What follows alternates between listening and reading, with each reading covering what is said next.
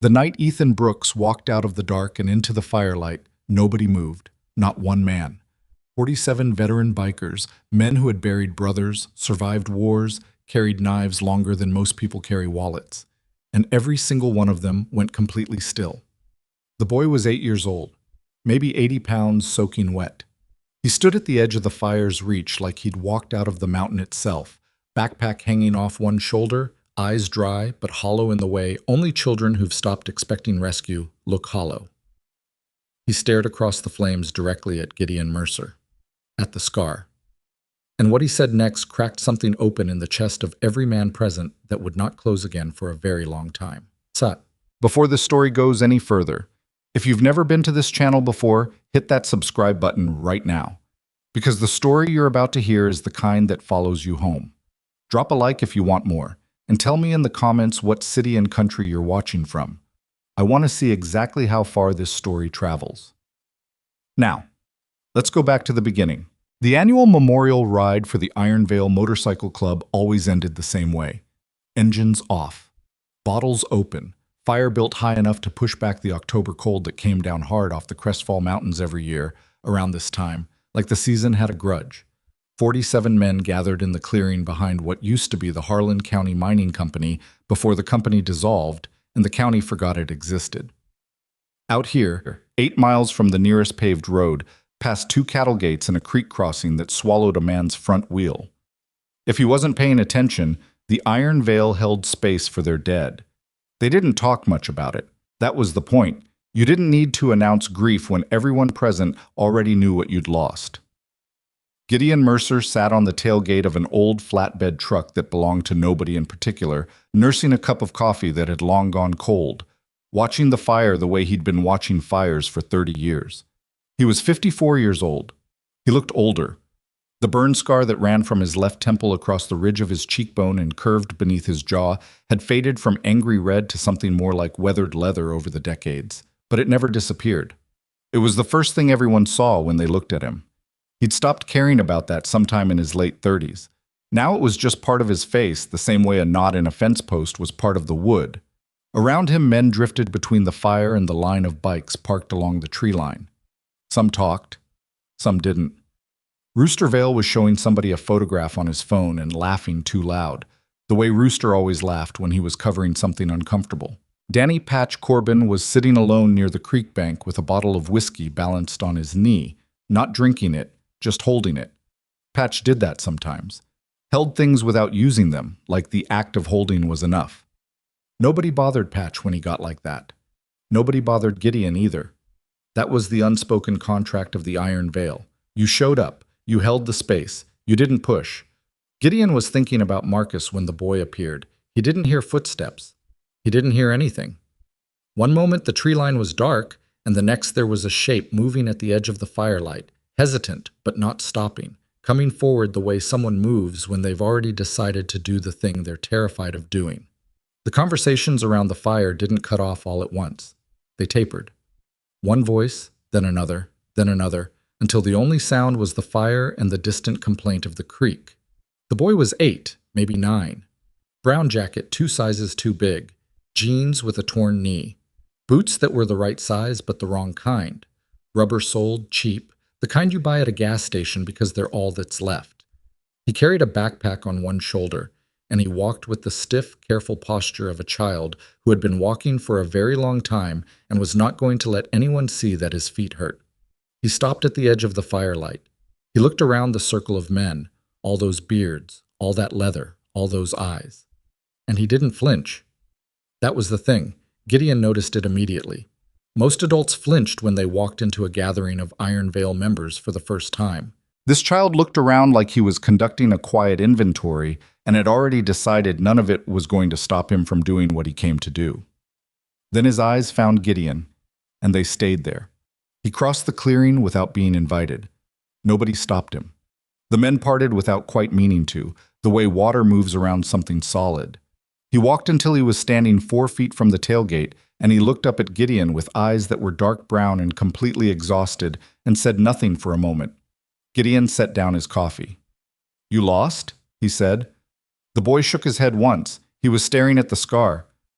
My dad has that same scar, the boy said. The words didn't land like words. They landed like a weight dropped from a significant height. Gideon felt it in his sternum before he processed it with his brain. He watched the boy's face, and the boy's face was utterly serious. No performance in it, no child's bid for attention. Just a statement of fact delivered by someone who understood the scar meant something but didn't fully understand what.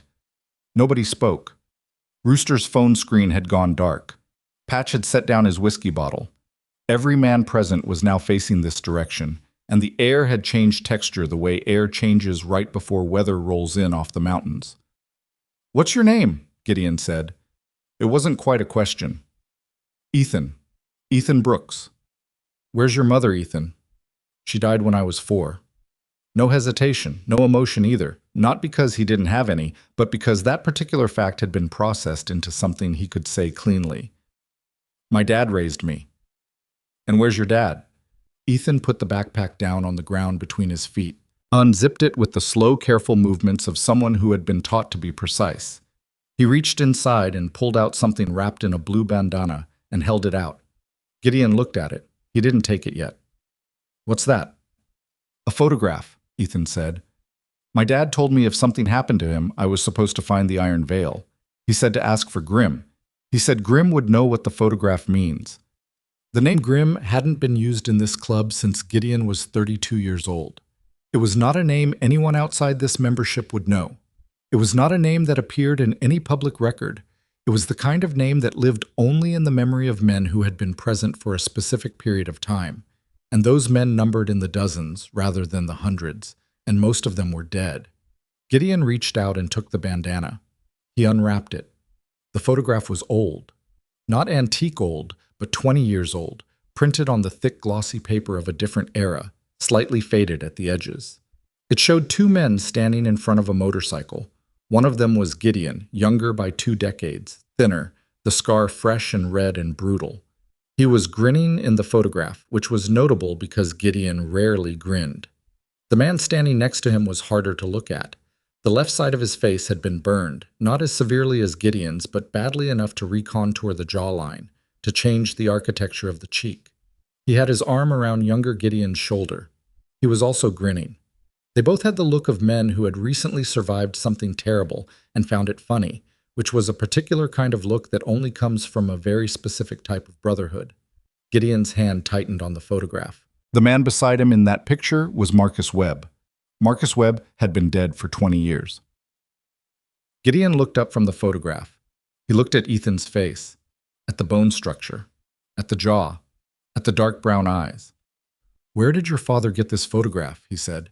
His voice was very controlled and very quiet. "He always had it," Ethan said. "He kept it in a box under the floorboards in our kitchen. He showed it to me the night before he disappeared. He said if he didn't come back in 3 days, I needed to run." "Run where?" He wrote down directions. "To this place. To this clearing. He said the Iron Veil holds their memorial ride here every October, and I should come on the 2nd Friday and ask for Grimm." Patch had crossed the clearing without Gideon noticing. He was standing now just behind Ethan's left shoulder, and Gideon could read his face well enough to know that Patch was thinking the same thing Gideon was thinking and was also choosing not to say it out loud yet. "How did you get here?" Gideon said. "I walked from the highway. I hitched a ride from the bus station to the county road and walked from there." He said it like it was a practical matter he'd handled. Like walking 8 miles alone at night through mountain terrain was a logistics problem he'd solved. He was 8 years old. "You said he disappeared," Gideon said. "When?" 11 days ago." "What happened before he disappeared?" Ethan looked at the fire for a moment. His jaw worked. "Men came to the house. 2 of them, in a black truck. My dad saw them coming down the road from our window, and he told me to get my pack and hide in the cellar. He said, 'Don't come out until I come get you.' He said, 'Don't make any sound no matter what you hear.'" He paused. "I heard things." "What kind of things?" "Breaking, and men's voices." And then nothing. He looked back at Gideon. "I waited 6 hours. My dad didn't come get me. When I came up, the house was empty. There was a chair knocked over in the kitchen. That's all." Nobody had moved. Gideon could feel the weight of 46 men listening. He looked at the photograph again. At Marcus Webb's burned face, alive and laughing, 20 years younger than he should be. The impossible arithmetic of it sat in the center of his chest like a coal. Marcus Webb had died in the explosion at the Callaway Rail Depot. Gideon had been there. Gideon had been 15 feet away when the secondary detonation blew through the east wall of the loading bay, and he'd woken up 3 days later in a hospital burn unit with no memory of the minutes between. They told him Webb hadn't made it out. They showed him the paperwork. He had spent 20 years carrying that, 20 years of a memorial ride in an empty clearing, 20 years of a name spoken only to the fire. And now there was this boy with Marcus Webb's jaw and Marcus Webb's eyes telling him his father was alive and then wasn't, and had sent him here. "What's your father's name?" Gideon said carefully. "The name he goes by now." "Daniel Brooks," Ethan said. But sometimes, when he thought I was asleep, he would say a different name, just to himself, like he was remembering it. "What name?" Ethan looked at him steadily. He said Marcus. He said it the way people say the name of someone they used to be. The fire cracked. An ember jumped and died in the dirt. Somewhere in the tree line an owl made a sound and then was quiet.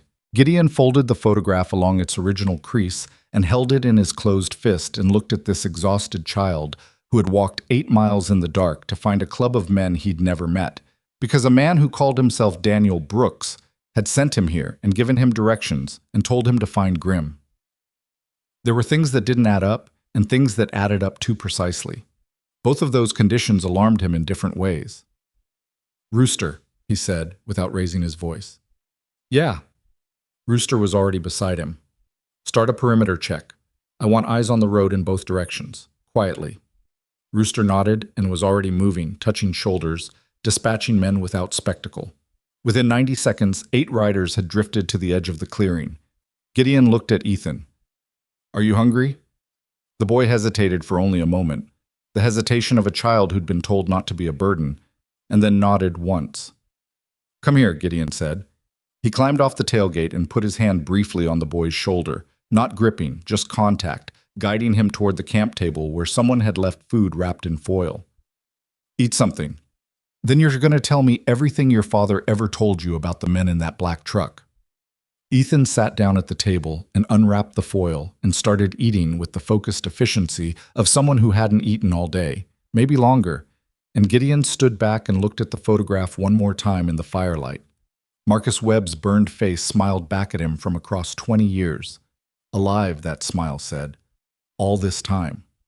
And now in danger again, the silence around it answered, and maybe already gone. Gideon's hand curled around the photograph until the edges bit into his palm.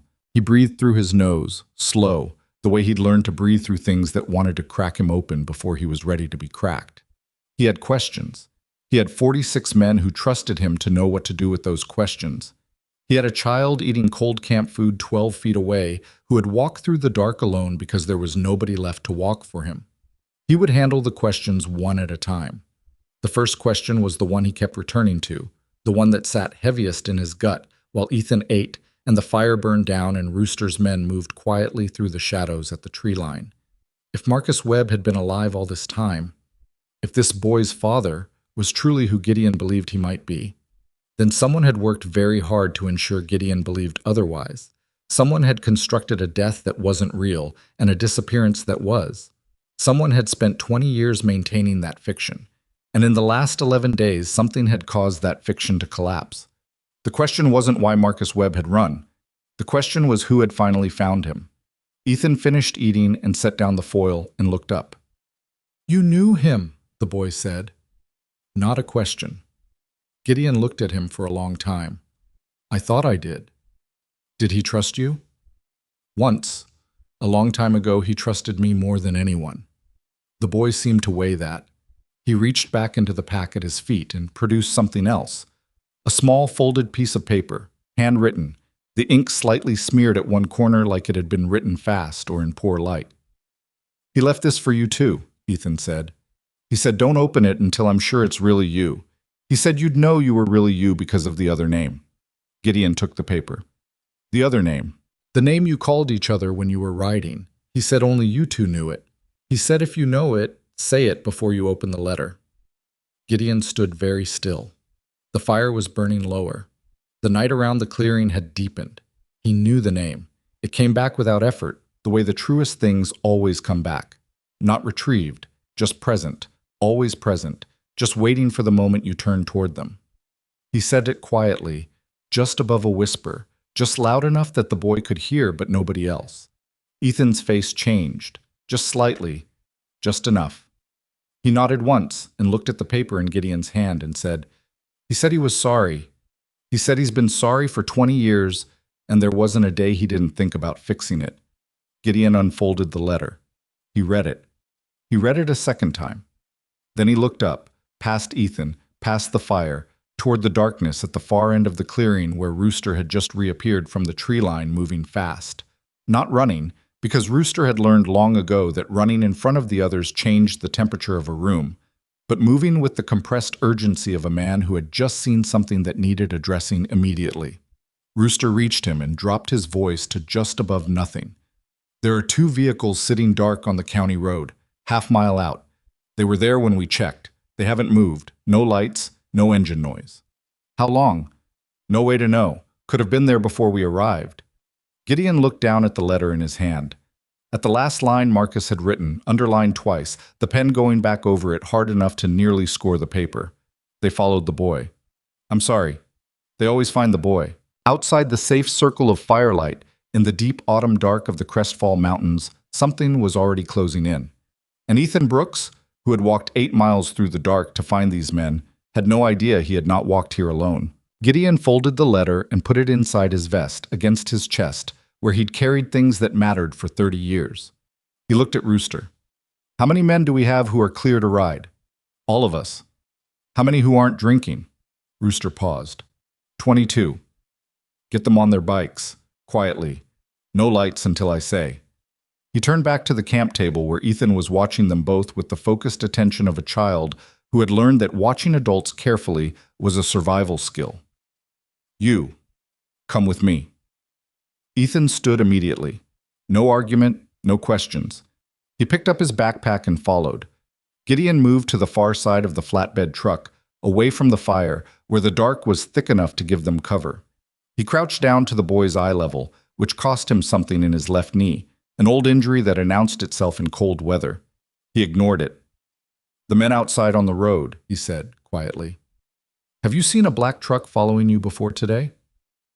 Ethan thought about it the way kids think about things when they're trying to be accurate rather than fast. "There was a truck at the bus station. I didn't think about it then." "What color?"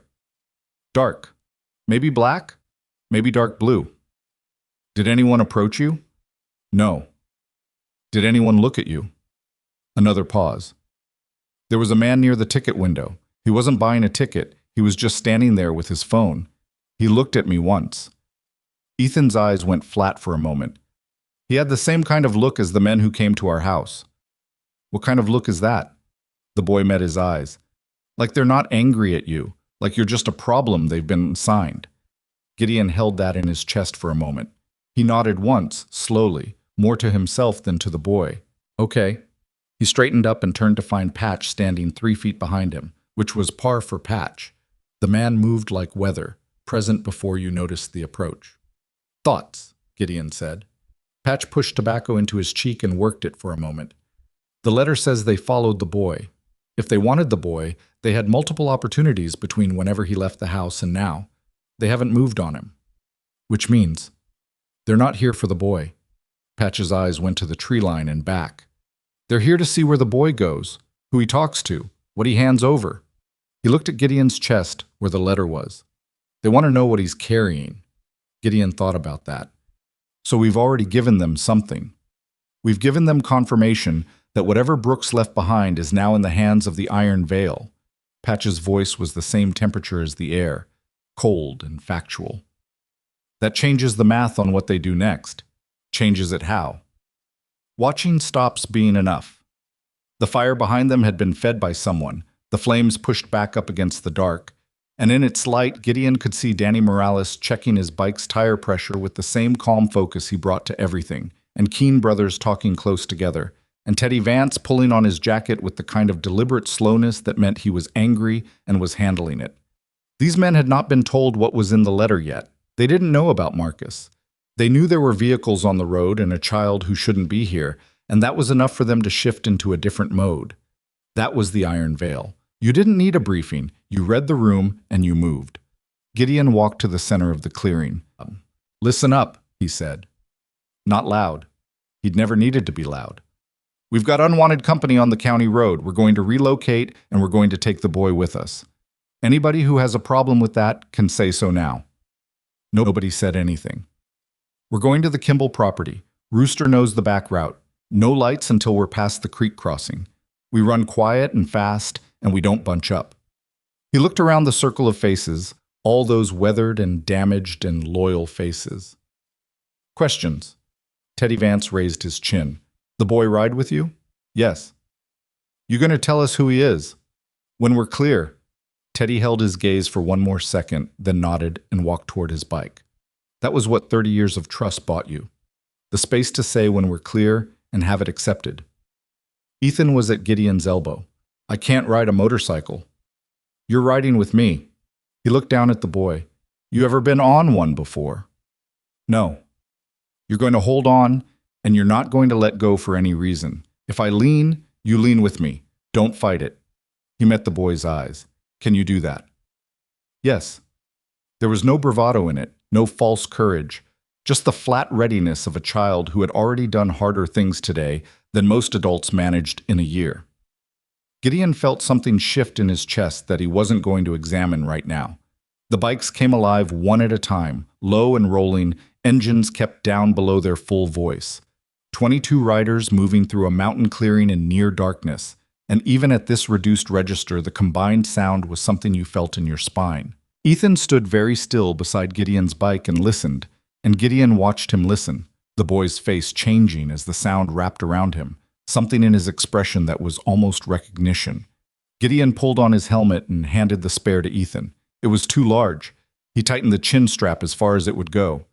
"It'll do," he said. They rolled out in a staggered column, lights dark, navigating by memory, and the thin threading of moonlight through the pines. Gideon ran near the front, Rooster slightly ahead setting the line, and Ethan held on with both hands gripping Gideon's jacket at the sides, not clinging, not rigid, but steady. The same careful steadiness the boy had shown since he walked into the firelight. The cold hit hard without lights to focus on, without a windshield, and Gideon heard the boy's breathing go quick behind him, but his grip didn't change.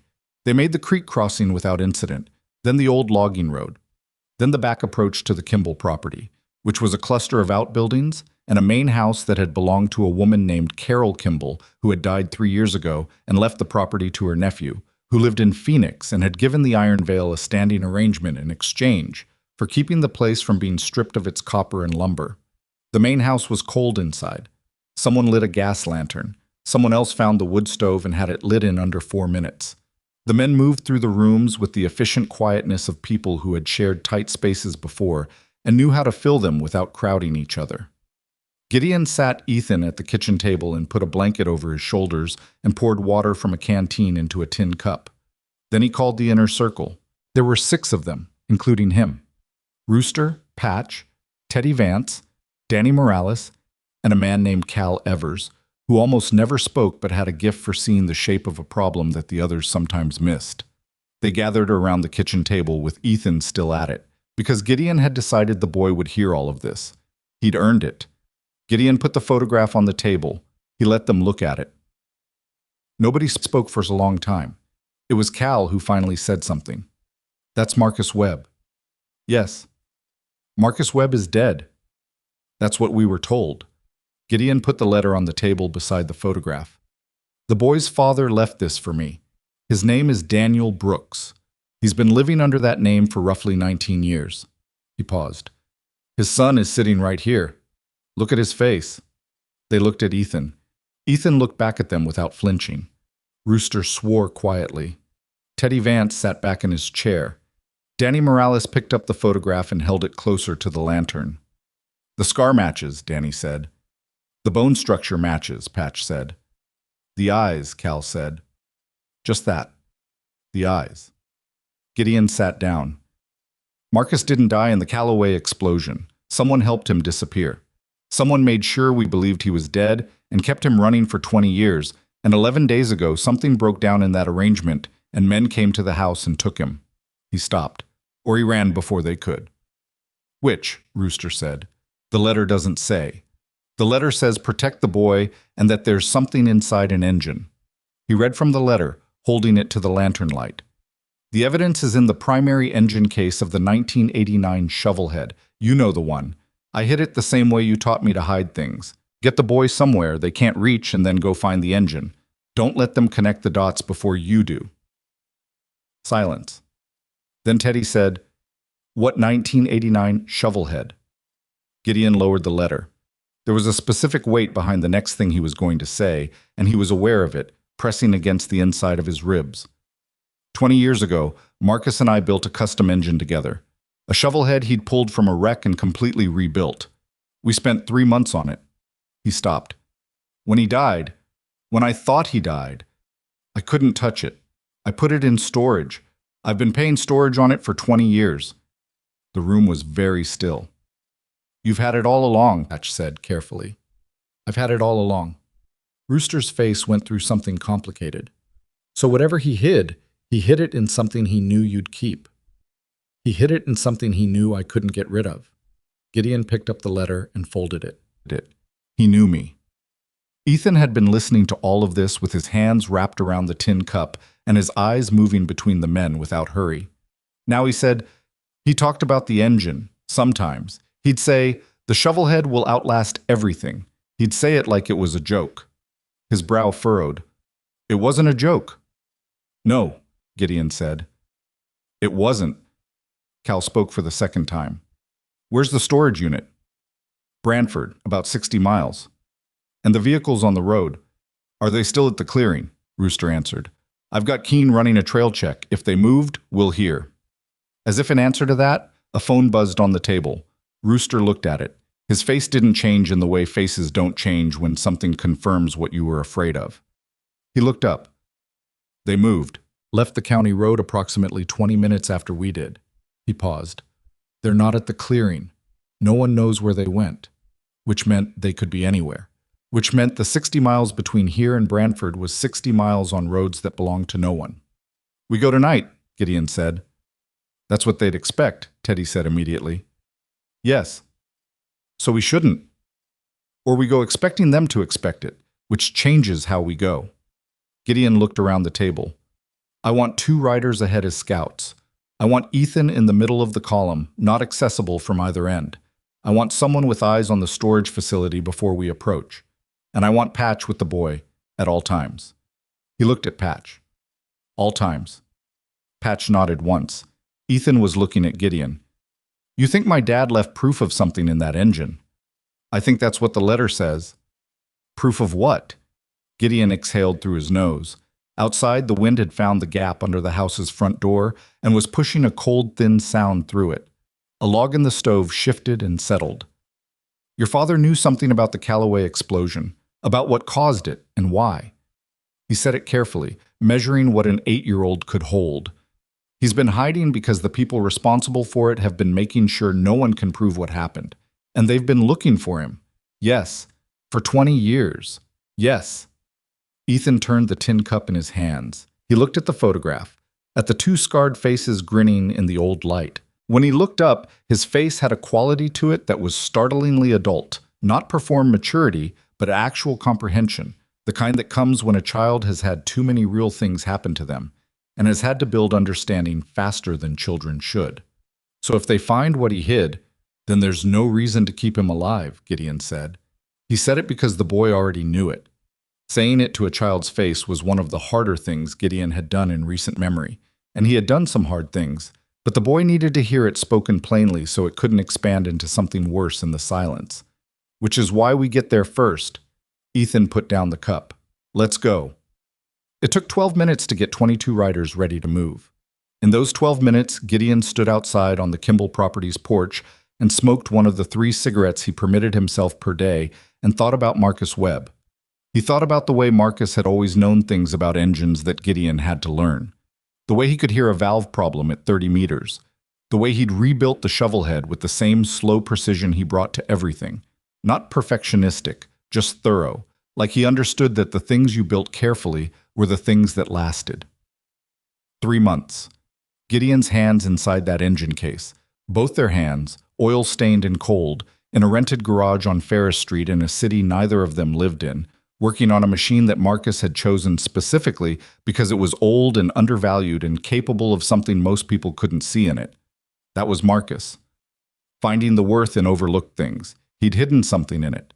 He'd had to know Gideon would keep the engine, had to know that storage fee would get paid every month regardless of whatever else happened, had to know that Gideon's capacity for grief was also his capacity for preservation, that he couldn't let go of the thing they'd built together because letting go of it was too close to letting go of Marcus himself. 20 years of paid storage, 20 years of a key on Gideon's keyring that he never used. Marcus had banked on that. Gideon took the last straw off the cigarette and pressed it out against the porch rail. The thing he wasn't going to say to the inner circle, not yet, was the other thing the letter contained. The third paragraph, below the instructions about the engine after the apology. He could repeat it from memory already, the way things printed themselves when they hit hard enough. I know you'll want answers about why I didn't find you sooner. I know you'll want to know why I let you carry that. I'm asking you to put that aside until the boy is safe. The answers are in the engine too, all of it. I need you to trust me one more time the way you trusted me before Callaway. I know I don't have the right to ask that. I'm asking anyway. One more time. The way you trusted me before Callaway. There was a thing about that. A thing that Gideon hadn't told the inner circle because he hadn't told anyone, ever, in 30 years. Before Callaway, the last time Gideon had truly trusted Marcus Webb with something that mattered, he had given him a name, a source, someone inside the organization that had been paying people at the rail depot to look the other way. Gideon had trusted Marcus with that information, and within 6 weeks the source had been found dead, and within 3 months the explosion at Callaway had happened, and Gideon had woken up in a burn unit with his face changed and his brother gone. He had spent 20 years telling himself it was coincidence, that the source's death was unrelated, that the explosion was what it appeared to be, a targeting of the two of them for getting too close to something that powerful people wanted left alone. But the question he'd never fully answered was this: had Marcus given up the source's name, or had someone gotten it some other way? He'd never been able to ask. Until now, maybe. Rooster appeared at the edge of the porch. Ready. Any word from Keene? Nothing on our trail. Either they don't know where we went or they're being patient about it. Which worries you more?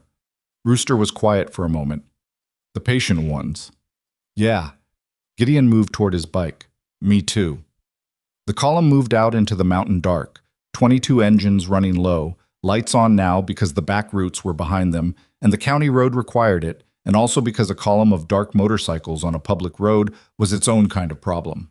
They ran north-northwest toward the state highway junction, and then east, and the temperature dropped as they gained elevation, and then came back up as they descended toward the valley, where Branford sat at the base of 2 ridges, like something that had rolled downhill and stopped.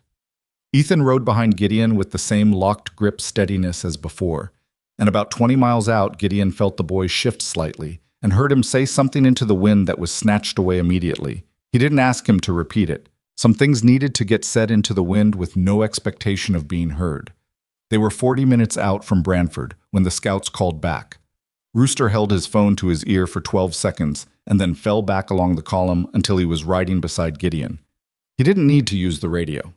He caught Gideon's eye and held up 2 fingers, then pointed forward, then drew a slow horizontal line in the air. 2 vehicles. Ahead. Stationary. They knew about the storage facility. Gideon lifted his hand and the column reduced speed without bunching. He needed 10 seconds to think, and he used them. If they knew about the facility, they'd had access to information that was not publicly available. The storage unit was rented under a company name that Gideon had set up specifically to avoid this kind of trail, which meant they either had resources significant enough to break that kind of insulation, or someone had told them. Someone inside the chain of information that led back to Gideon. He thought about the inner circle around the kitchen table. Rooster, Patch, Teddy, Danny, Cal. He pushed the thought down. Not now. Later. When there was room for it. He signaled the column to stop and held up a closed fist.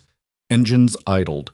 He climbed off the bike and told Ethan to stay with Patch, and he walked forward to where the two scouts, Keene's brother Lyle, and a man called Whitfield, who'd done 3 years with Army intelligence, were crouched at the tree line at the top of a low rise. Lyle handed him the field glasses without preamble.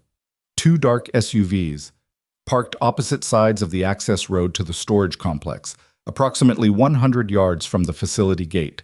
No movement visible. No lights. "How long have they been there?" Gideon said. "Unknown. They were there when we arrived. Could be 20 minutes, could be 2 hours.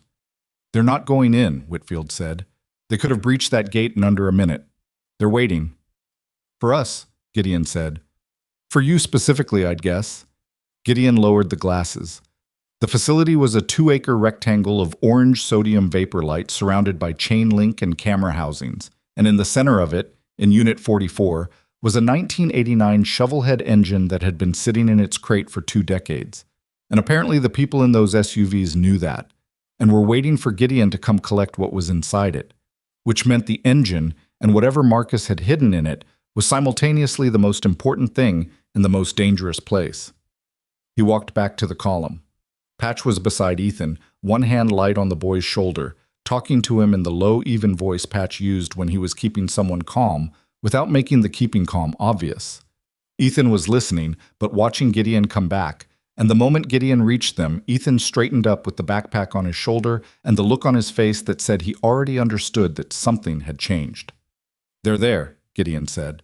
"Not to the group, directly to the boy." "At the facility." Ethan didn't say anything. "They know about the engine," Gideon continued, "which means they've known about it for a while, possibly from the beginning. They've been letting your father run and letting him hide the evidence because as long as it stayed hidden and he stayed alive, there was a reason to keep hunting." He paused. "Now he's gone. And they know the boy contacted the Iron Veil, and they need what's in that engine before we get to it." "Why haven't they gone in?" Teddy said. "Because they don't know exactly which unit. They need someone to go in first and find it." He looked at the team. "They're going to let us retrieve it. Then they take it from us." The silence that followed had a particular quality to it. Not afraid, but recalibrating. These men were doing the same arithmetic Gideon was doing and arriving at the same totals. "Unless we make it so they can't," Danny said. "That's the problem," Gideon said. "I go in alone, I can get to the unit and out before they realize which one. But then I'm carrying it and they're between me and the column." "So we don't retrieve it tonight," Patch said. "We don't retrieve it without controlling the field." Gideon turned the problem over. "Which means we need another way in, or we need them off that road, or we need both simultaneously." "I know another way in," Cal said. Everyone looked at him. Cal almost never offered information unbidden. "South side of the facility backs up against the Farrer property. The fence line there shares a post with Farrer's North Pasture fence. The shared post has been held in place with rebar staked into Farrer's side for at least 15 years. I noticed it 2 years ago when we were helping Carol Kimball with her property boundary dispute." Cal's eyes were steady. "Pulling one stake releases both fence sections. Opens a gap about 8 feet wide." Gideon stared at him. "You noticed a rebar stake on a shared fence line 2 years ago." "I noticed things." The wind came up from the valley and moved through the pine tops overhead and dropped away. Somewhere down the slope a nightbird made a sound and went quiet. "All right," Gideon said. "Here's how we do this." The plan took 4 minutes to explain and 3 more for the men to position. It was not a clean plan. Clean plans required more time and more information and more options than they currently had. What it was a plan that used the assets available, the column of men, Cal's fence knowledge, Whitfield's ability to move quietly in the dark, and the cold patience that 22 Iron Veil members had developed across a collective sum of living that would take most men several lifetimes to accumulate. At the moment the plan was set in motion, with Whitfield and Cal moving south through the tree line and the main column splitting at the base of the rise, Ethan touched Gideon's arm. "When you get in there," the boy said, "Unit 44. My dad's favorite number was 4. He said it was the number of cylinders in the first engine he ever took apart." He looked at Gideon with those dark web eyes. "I think he picked the unit on purpose." Gideon looked at him for a moment. "How do you know it's 44? "I don't, but if you're looking for a unit your friend would pick, that would be the one." He was right. Gideon had rented Unit 44. He hadn't thought about why. in the moment. He thought about it now. He put his hand briefly on top of this boy's helmet, which was still slightly too large. Stay with Patch. Whatever you hear, whatever happens, you don't move unless Patch tells you to move. Okay? If something happens to me, nothing's going to happen to you. The certainty in it stopped Gideon cold. He looked at this child, who had no good reason for that certainty based on available evidence, who had no particular cause for confidence in the durability of the adults in his life, who had spent 11 days walking towards strangers on the basis of a father's written instructions, and who was standing in the dark on a mountainside outside Brantford saying, "Nothing's going to happen to you," like it was load-bearing information. "How do you know?" "No," Gideon said. Ethan looked up at him. In the thin moonlight, his face was his father's face, and it was also just his own face, an 8-year-old who had run out of adults and found more. "Because my dad trusted you," he said, "and my dad is careful about who he trusts." Gideon turned away before his face could do something he'd have to account for later. He signaled Rooster. The column split. And somewhere below them, the men in the dark SUVs were watching the access road and waiting for someone to come to them, unaware that in the pine dark behind them, the iron veil was already moving, already committed, the plan already past the point where any of them could turn around and call this something other than what it was. Not a skirmish, not a precaution, not a patrol. A war. Because whatever Marcus Webb had hidden in that engine 2 decades ago, whatever evidence had kept him running and kept him alive and finally, maybe, gotten him taken, was important enough for armed men to sit in the dark for hours waiting to kill for it. And Gideon Mercer, who had spent 20 years believing his closest brother was dead and had kept paying storage on a motorcycle engine because he couldn't let the last thing they'd built together disappear, was now 40 yards from the south fence line in the dark, moving toward it, past the point of any return. The only direction left was forward, and forward meant answers, and answers meant the thing he'd been afraid to know for 20 years might finally demand to be known. Not just what had happened at Callaway, but whether the man he'd trusted with everything had been the reason it happened at all. He moved through the dark and did not let himself stop. The south fence came apart exactly the way Cal said it would. One stake pulled clean from the frost-hard ground, and 8 feet of chain link sagged and folded, and Gideon was through it before the metal stopped moving, Whitfield 2 steps behind him, Cal covering the gap from outside. The sodium vapor lights of the storage facility turned everything orange and flat, the kind of light that made distances hard to judge and faces harder. Gideon moved along the interior fence line, keeping to the shadow band between the light poles, counting units. 38, 40, 42. The facility was quiet. No guard visible, which meant either the guard had been dealt with by the men in the SUVs, or there was no guard on overnight shift, which was consistent with what Gideon knew of the place. Carol Kimball had used it too, and she'd mentioned once that they only staffed days. 44. The padlock was his own.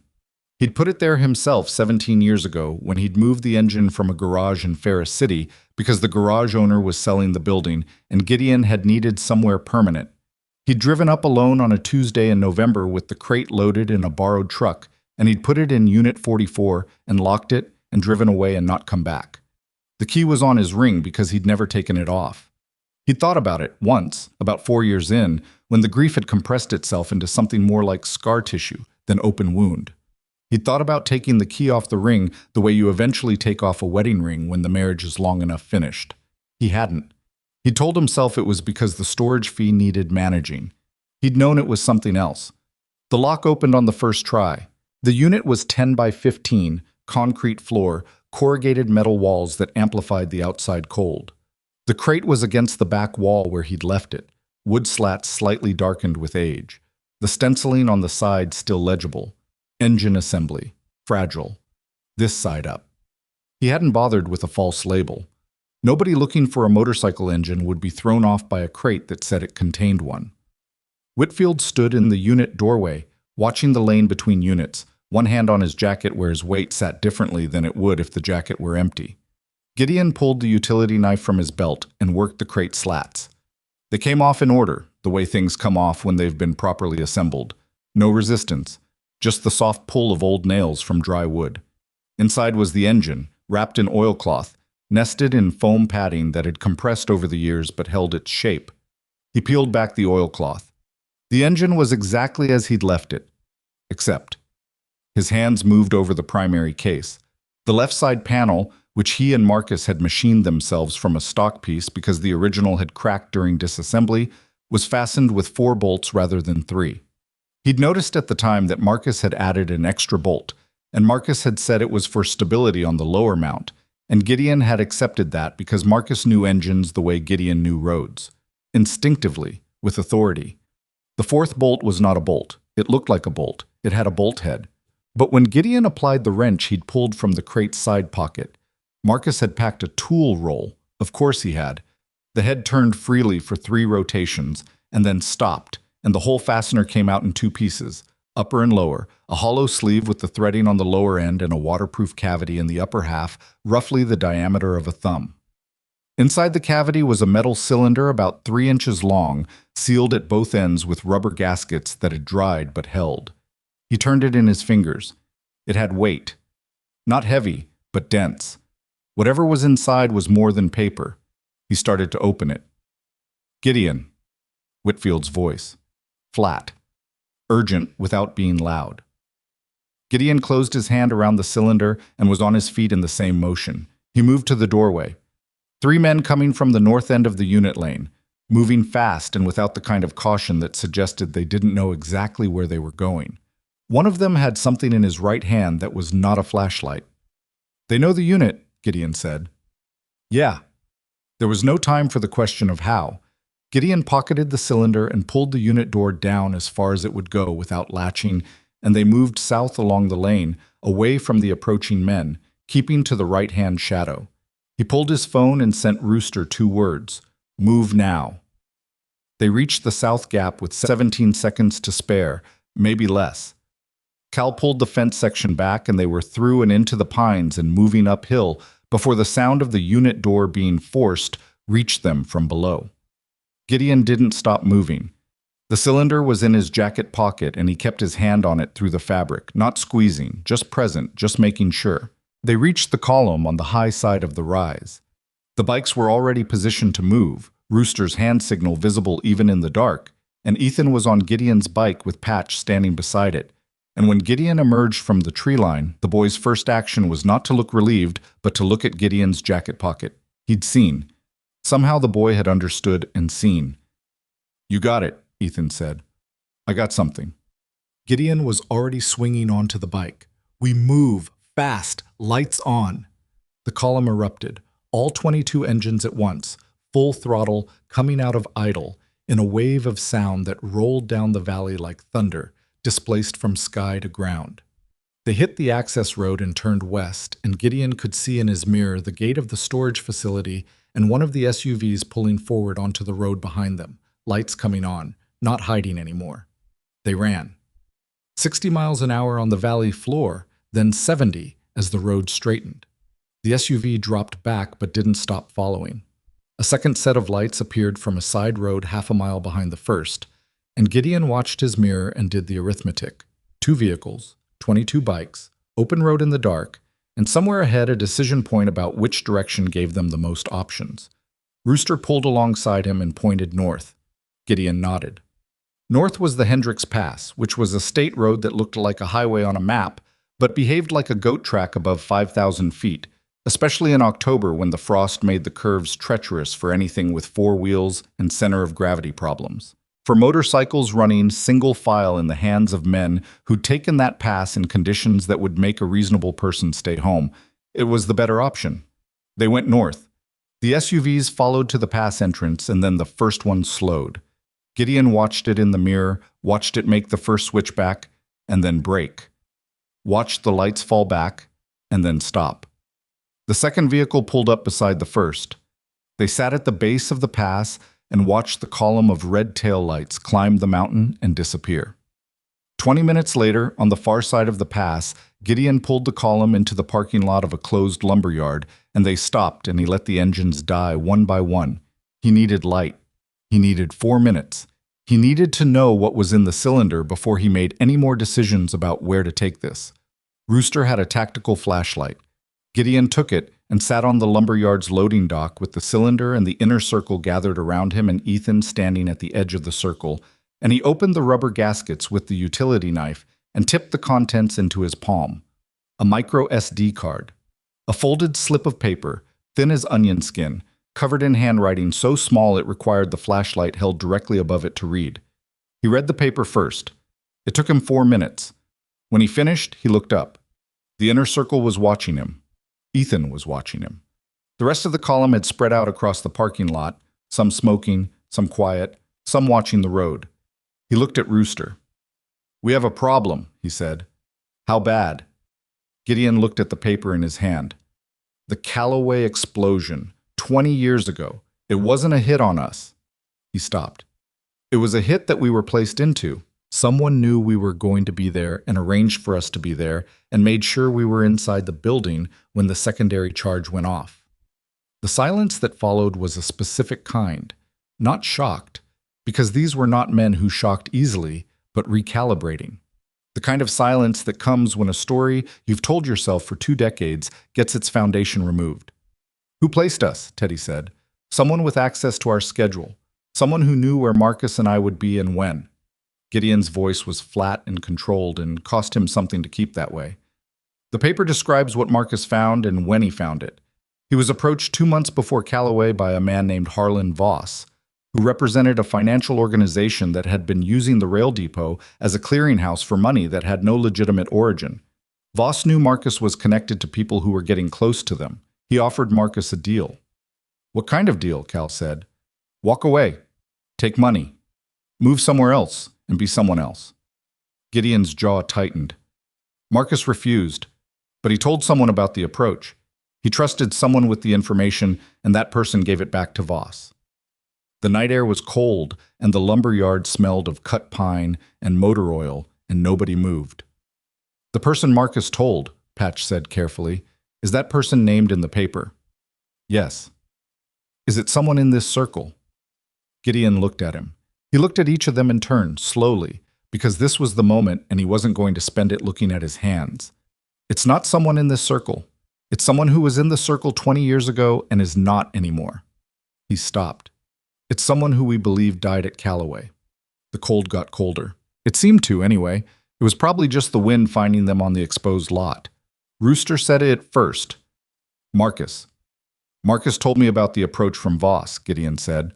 "He told me. I told the person I trusted most at the time with information that mattered, because I was 28 years old and I thought trusting people who'd earned it was how you were supposed to operate." He turned the paper over in his hands. "The person I told was a man named Roy Sutter. Road name, Deacon. Sergeant at Arms, 19 years ago, who died in a truck accident outside of Holt County 8 months after Callaway." "Deacon's dead," Danny said. "I was at the service." "Yes." Gideon nodded slowly. "Deacon's dead. But the paper names Deacon as the source who gave Marcus's identity to Voss's people."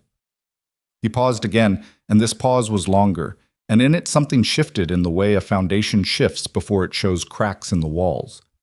"And the paper also says that Deacon didn't act alone, that there was a second person in the club at that time who was on Voss's arrangement, a person who Deacon brought in, or who brought Deacon in. Marcus wasn't certain which. A name," Teddy said. His voice had dropped 2 registers. "Marcus didn't have a name. He had a description of the meeting he witnessed between Deacon and someone wearing Iron Veil colors in a diner in Mill Haven about 3 weeks before Callaway." Gideon set the paper on his knee and looked at the night road beyond the lot. "Male, medium build, older than Deacon at the time, which puts him in his 40s 20 years ago. A scar on the back of his right hand, burn type, not surgical." Nobody spoke. Gideon looked at each of them. Rooster's hands were bare, no scar visible. Patch's hands were in his pockets. Danny was holding his gloves. Teddy had his arms crossed. Cal's right hand was wrapped around a thermos. "I'm going to need everyone to show me their hands," Gideon said. "And I'm asking. I'm not accusing. But I need to see." There was a moment where the request sat in the air and did what it had to do, passed through every man present like a current, testing the connection. Then Rooster held out both hands, palms up, turned them, backs up, clear. Danny the same. Teddy uncrossed his arms and held them out. No theater in it, just compliance, back smooth except for a knuckle scar from a fight in 2011. Cal unwrapped his right hand from the thermos and extended it. Cal's right hand. The back of it. In the flat beam of the tactical flashlight, the scar tissue was unmistakable. It had the particular smooth, slightly tightened quality of old burn scarring, covering perhaps 2 square inches over the knuckle ridge and down toward the wrist. Old enough to have faded from white to something only a shade different from the surrounding skin. Old enough that you'd have to know to look. The world did not end in that moment, it just reconfigured. Cal looked at his own hand. Then he looked at Gideon. His face was the same face it always was. Still, observant, quietly processing. He did not make a move to run or to deny or to do anything at all except meet Gideon's eyes with an expression that was not guilt and was not innocence and was something much more complicated than either. "How long have you known?" Cal said. Gideon's breath went out slowly. "I just read the paper." "Before the paper?" "I didn't know. I didn't have any reason to look." He kept his voice level. Every other man in the circle was motionless. "Is it you?" A long pause. The wind. The lumberyard's pine smell. The distant sound of an 18-wheeler on the highway below the pass. "Yes," Cal said. The word dropped, and there was no taking it back. Gideon felt it land the way he'd felt the news about Marcus landing, that sternum-deep impact, the body processing it before the brain caught up. 42 years in the same organization. Cal Evers, who almost never spoke, who noticed things, who had known about the fence stake at the storage facility 2 years ago because he noticed things, who had been there at every table, every crisis, every decision for over 4 decades, a man Gideon had never once examined because the never-examined people are the ones who've made themselves part of the furniture. "The fence," Gideon said. "Yes." "You knew about the south fence, so we'd go in that way. You knew which direction we'd come from. You knew we'd go in through the gap rather than the front." "Yes." "You were marking our route." "Yes." Something was wrong. Not with the admission. The admission was coming clearly, without deflection. But with the face.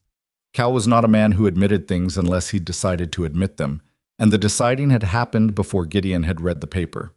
The decision was already in place when Cal had offered the fence information in the first place. "Why?" Gideon said. "Not why did you do it? Why are you telling me now?" Cal looked at the thermos in his hands. "Because I've been trying to fix it for 15 years and I haven't been able to.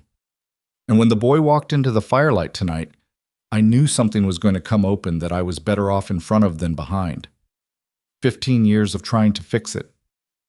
I've been feeding information to a federal investigator named Carver for 15 years. The same investigation that Marcus apparently decided to do the same with, from his end." Cal's voice was dry, but not apologetic. "I didn't know Marcus was alive. I thought we were running parallel efforts on the same problem, and we'd never meet in the middle. I thought I had time." Teddy Vance made a sound that was not a word. Cal looked at him. "I know what you want to say, Teddy. Then you know I'm not going to say it quietly. I'd rather you didn't hit me before I finish. You've got about 30 more seconds to finish. The man Voss had me report to 20 years ago is named Arthur Geld.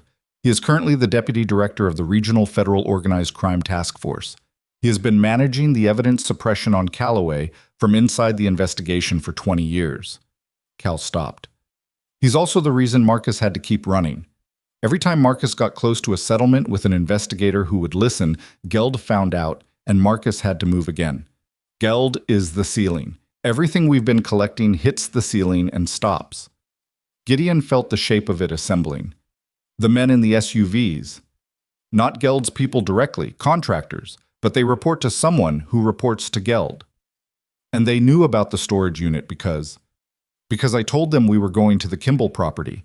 I gave them that much to buy time on the facility. I knew they'd set up at the facility, but I also knew the south fence. Cal's voice did not waver. I was trying to give you a path in and a path out before they could close both. You were playing both sides. I've been playing both sides for 15 years trying to stay alive and close enough to do damage when the moment came. For the first time, something moved behind Cal's eyes. Not remorse exactly, but something adjacent to it. The kind of emotion that's been compressed under very high pressure for a very long time and has changed shape under the compression. The moment came tonight when Ethan put that photograph on the table. Gideon stood up from the dock. He was not going to hit Cal. He was aware of the impulse and he set it aside, not because Cal didn't have something coming to him, but because Gideon had learned 30 years ago that hitting things when you were this angry cost you time and clarity, and he currently had no surplus of either. He looked at the micro SD card in his palm. "What's on this?" he said. "I don't know. That's Marcus's." "If it's what I think it is, then it's the evidence that puts Geld inside the room. The evidence that makes suppression impossible because it implicates the person doing the suppressing." Cal looked at Gideon steadily. "Which is why they can't let you get it to the right hands, and why the right hands are not the obvious ones." Ethan had not moved from the edge of the circle during any of this. He was standing with his backpack on and his too large helmet hanging from one hand, and his face was doing the thing where the child who had absorbed too many real things was absorbing one more, quietly, without ceremony. He looked at Gideon. "Is this why my dad had to keep running?" he said. "Yes. Because of this man, Geld. That's what we're looking at. He's a federal officer." "Yes." Ethan processed this with the same quality of stillness he brought to everything. "So you can't go to the police?" "Not the usual way." "Then who do you go to?" Cal answered before Gideon could. "A woman named Sandra Vore. She's an independent investigator attached to the Senate Oversight Committee. She's the one I've been feeding information to for 15 years. She operates outside Geld's jurisdiction." He paused. "She's also the one Marcus has apparently been in contact with. The paper mentions her." Gideon looked at the paper. It did mention her. Halfway down, tucked between details of the Callaway sequence, in handwriting that changed tempo slightly, the way writing changes when the writer is trying to be precise about something important. "If Geld moves before you do, find Sandra Vore. Tell her the engine opened. She'll know what that means." The engine opened.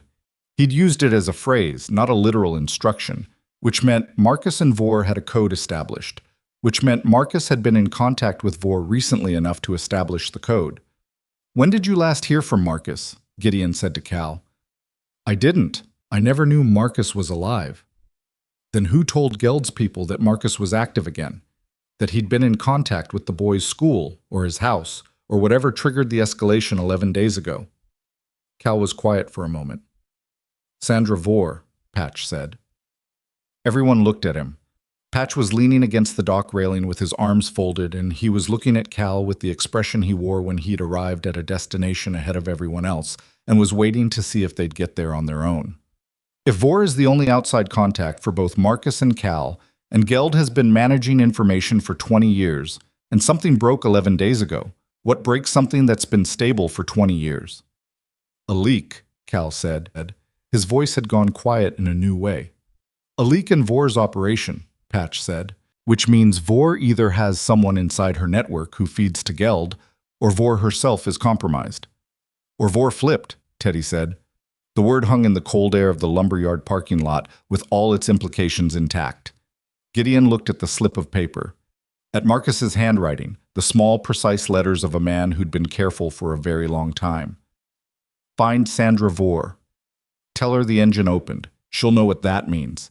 If Vore was the source of the leak, then following Marcus's instruction was the same as announcing their position to Geld. If Vore was clean and Geld had a mole in her network, the same result.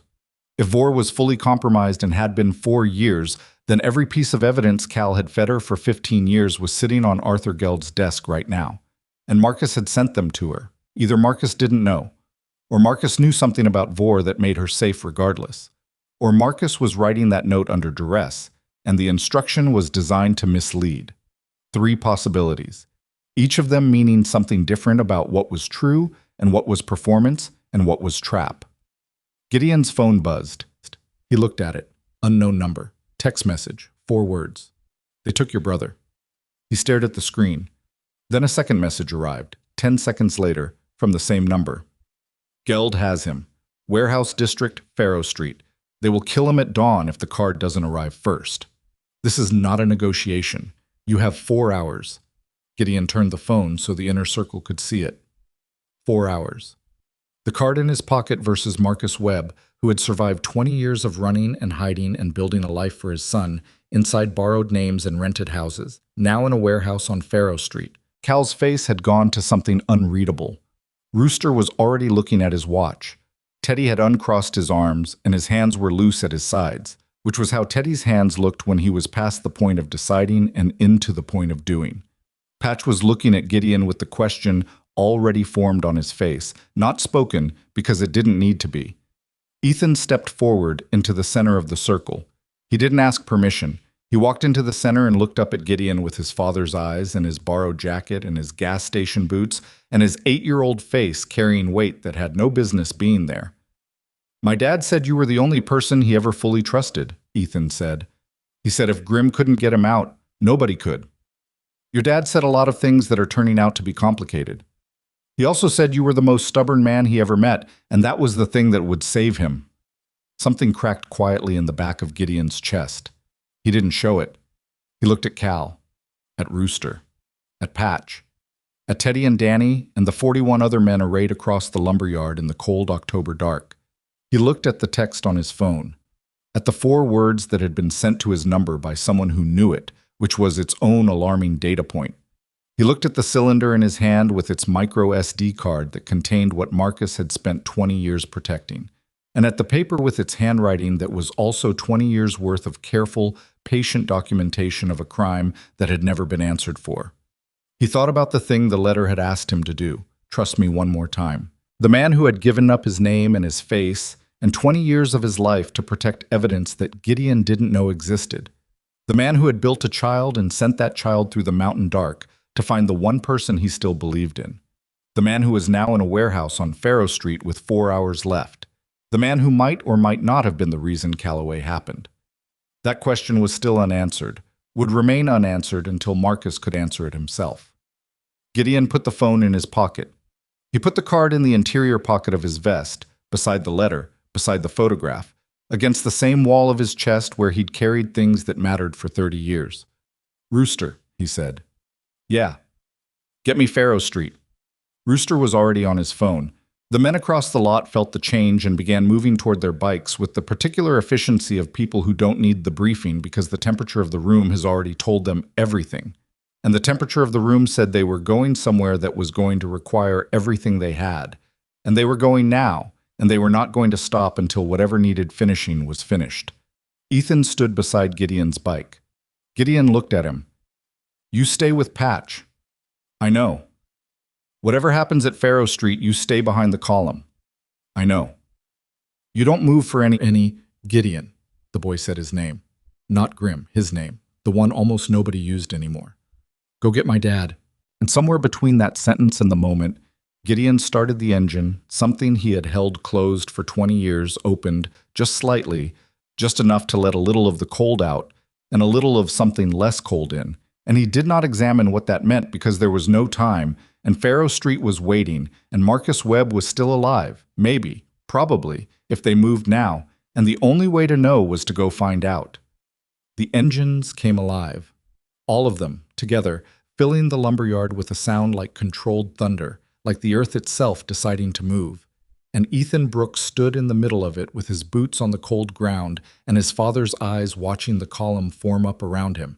And for the first time since he'd walked out of the mountain dark into the firelight, something in his face that had been braced and tight and held under high pressure, something like what happens to a held breath just before it's finally allowed to release, began very slowly, under the sound of 22 Harley engines waking up in the dark, to ease.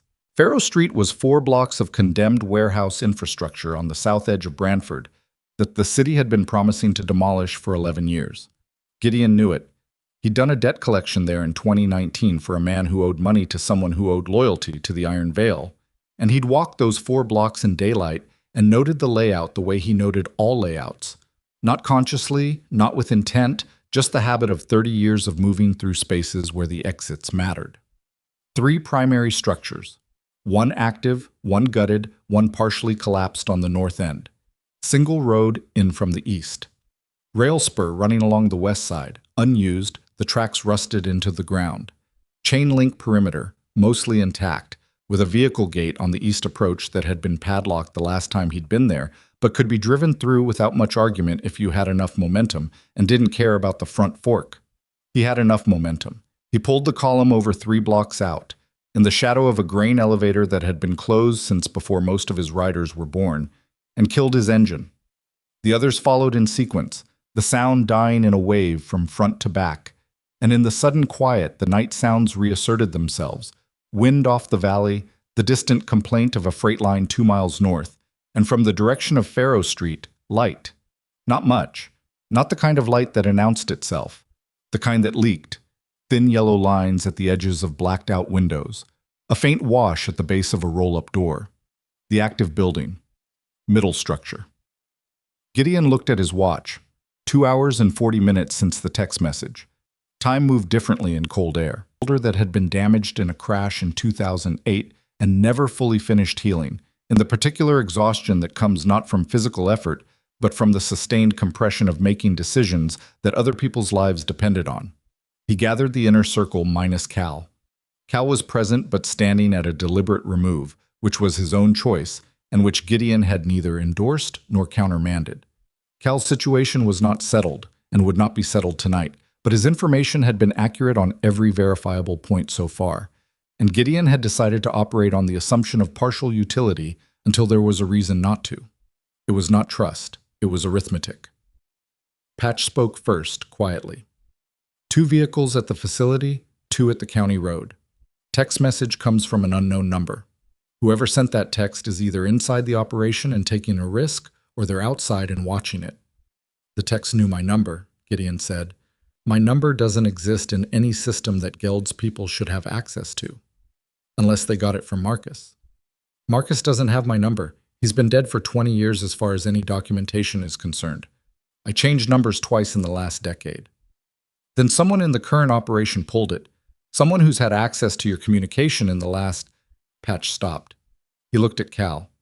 Cal, from his remove, said, I didn't send the text. We don't know that, Teddy said. No, you don't. Cal accepted this without argument. But the text told you Geld has Marcus. If I wanted you walking into a building where Geld's contractors were waiting, I wouldn't need to tell you Marcus was there. I could have just given them your route and let them intercept. Teddy made the sound again. The one that wasn't a word. Gideon held up one hand and Teddy went quiet, which cost him something visible. 2-entry approach, Gideon said. Eastgate is the obvious entry. They'll be watching it. Rail spur on the west side. I want 6 men on foot along the rail line, cutting through the fence at the back of the west structure and working through the gutted building to the connecting interior passage. I walked that passage in 2019. It was open then. May not be now, but it's worth the attempt. He looked at Rooster. Main column takes the east gate, loud and direct, 2 minutes after the west team is in position. Not subtle. I want them looking east. And you, Rooster said. I'm going in with the west team. That's not... Rooster. Rooster stopped. Marcus is my responsibility, Gideon said. Not because I feel guilty. Because he sent his son to me, and that means he made me responsible. That's how this works. He looked around the circle. Nobody in that building knows what I look like now. The scar makes me recognizable to people who knew me, but Geld's contractors are hired recent. I'm just another biker to them until I'm not. The plan was set in under 6 minutes.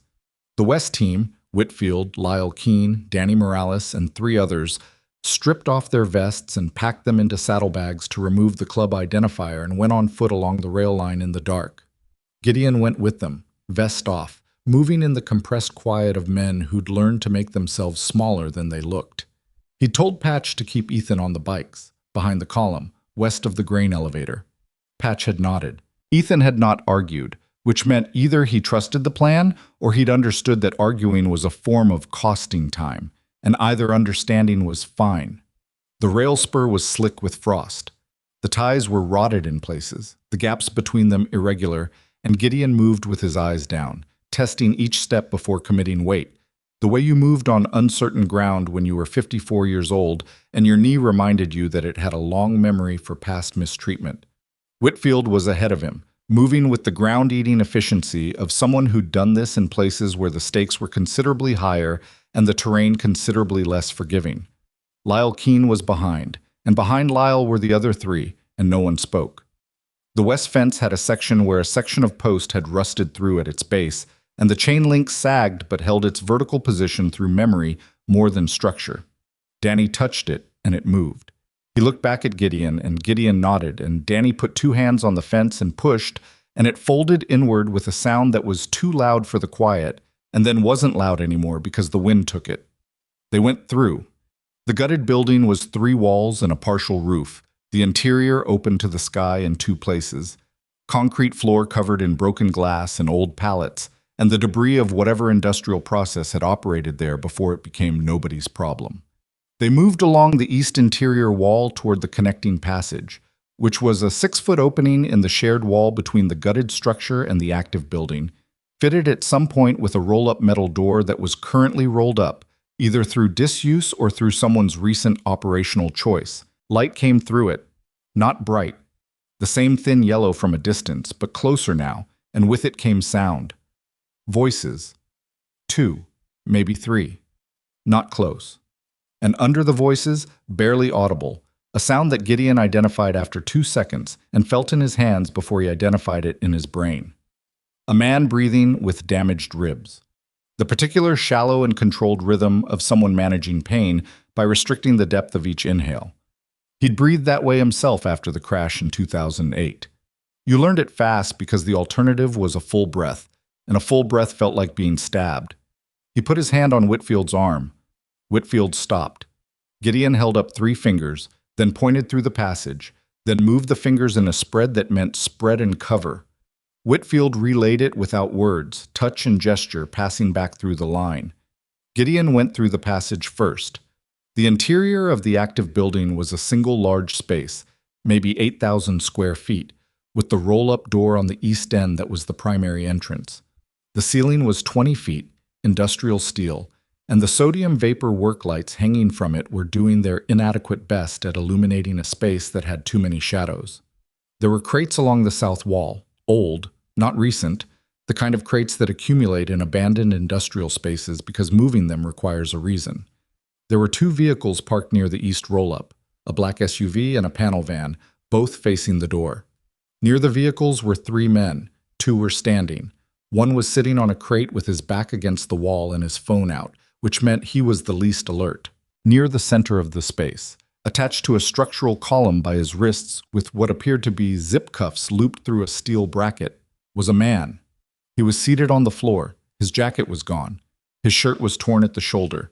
His head was down and his face was away from Gideon's angle, but his chest was moving with the controlled shallow rhythm Gideon had heard from the passage, and his hands above the bracket were white at the knuckles where the cuffs had been too tight for too long. The left side of his face, when he lifted his head slightly in response to some sound that Gideon hadn't consciously made, showed the burn scar. 20 years older than the photograph. 20 years of weather and worry and running and hiding and building something decent inside a borrowed name, all of it written in the architecture of a face that Gideon had last seen grinning in a photograph and had spent 2 decades thinking was ash. Marcus Webb was alive. Damaged, currently, and needing extraction, but alive. Gideon pressed himself against the interior wall and did the count again. 3 men visible. The space had 2 levels, a mezzanine walkway on the north side accessed by a metal stair, and one of the lights was directed upward from there, which suggested either equipment storage or a 4th person. The shadows up there were too thick to read from this angle. He looked at Whitfield. Pointed up. Whitfield nodded, which meant he'd already seen it. The phone in Gideon's vest pocket buzzed. He'd set it to silent back at the lumberyard, but he felt it. He didn't look at it. He counted to 30, watching the 3 men, watching the mezzanine, watching Marcus's chest rise and fall in its careful metered rhythm. Then the east roll-up came up. The sound of it was enormous in the steel space, a rising mechanical rattle that bounced off every surface simultaneously, and in the half-second of attention shift that created, Gideon moved. He was across 15 feet of open floor in 4 seconds, which was not elegant and not quiet, but the roll-up was still covering it. He reached Marcus and crouched behind the column and put his hand on Marcus's arm. And Marcus's head came up and turned, and for a moment neither of them was capable of language because there wasn't language for this. There was just the biological fact of presence after an absence that had been absolute. Marcus's eyes were dark brown. Ethan's eyes. The same. The recognition of that hit Gideon in the sternum all over again. Grim, Marcus said, voice rough. Dehydrated, or worse. Yeah. Gideon was already working the zip cuffs with the utility knife, careful of the angle, the bracket too narrow for clean access. How many? 4. One upstairs. Pause for breath. Geld isn't here. He sent contractors. His lead contractor is upstairs. Name is Briggs. He's the one with authority. Another controlled inhale. He's waiting for Geld to call. Geld doesn't know I'm the only witness left. He thinks there are others. That's why Briggs hasn't... He stopped. Hasn't what? Finished it. The cuffs came apart. Marcus's arms dropped and he pulled them in front of him and pressed his wrists together, which was the automatic response of someone whose circulation had been cut for long enough that the return of blood was its own pain. Gideon caught his arm and held it. Outside the east roll-up, the Iron Veil had arrived. The sound was 22. Harleys in a confined approach, echoing off the warehouse walls, filling the street, filling the air, filling the chests of every person in that building with something that was either awe or dread, depending on which side of it you were on. The 3 men near the vehicles had all moved to the roll-up opening, attention pulled entirely east, and Gideon could see Rooster's headlight at the front of the column, and behind it the masked light of every other bike, and the roll-up framed it like a cinema screen, 22 sets of lights in the dark, and the combined engine sound at that close range was not noise, it was a physical force, it was pressure against the sternum. Whitfield and Lyle had gone up the mezzanine stair, while the 3 ground-level contractors were watching the bikes. From above came a brief percussive sound, 2 impacts close together, and then nothing. And the figure that stepped to the mezzanine railing was Whitfield, who looked down at Gideon and held up one finger and then folded it. Briggs was down. 3 contractors at ground level watching the column, not yet understanding what the column's arrival meant for the geometry of the space behind them. Marcus said, "I can stand." "Can you walk?" "Yes, slower than I'd like." "That's fine. We're not running." Gideon helped him to his feet. Marcus was heavier than he looked in the photograph, broader in the shoulders, and he came upright with a controlled effort that was almost convincing. He was favoring the right side. There was dried blood on his shirt collar from somewhere above his left ear. When he stood fully upright, he was exactly Gideon's height, which was a thing Gideon had forgotten. They'd always been the same height, stood eye to eye in every argument, and Marcus had always found that funny, both of them too stubborn to look down at the other. He wasn't laughing now, but his face, for just a second, did something that was adjacent to it. Then the shooting started. It came from outside, not at the column, not the contractors firing out, but at the column, at the Iron Veil, from somewhere east of the building's approach. A different set of vehicles, not the contractors. A third element that hadn't been part of Gideon's accounting. He heard it as a changed quality of sound. The engine noise of the column shifting, bikes moving. Not the ordered movement of a rehearsed entry, but the reactive movement of people under fire and making space. No one in the column was shooting back, which meant they were moving, which meant Rooster was doing what Rooster did when the plan changed without warning, which was adapt and survive and trust the men on either side of him. The 3 contractors inside the building heard it, and one of them said something short and harsh, and they split, 2 moving toward the east opening and 1 turning back toward the interior. Turning back meant seeing Gideon. Seeing Gideon meant a moment of recognition and decision that lasted approximately 1 second. Gideon closed the distance in that second. He was not 28. He was not going to win a prolonged physical engagement against a man 15 years younger and considerably less worn down by the accumulated decisions of a life spent mostly in motion.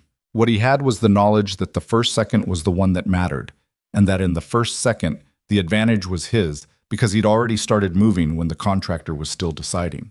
His right elbow connected with the man's jaw at the hinge, which was not a movie punch, which was the specific hard angle of a bone against a joint that the human body does not tolerate gracefully.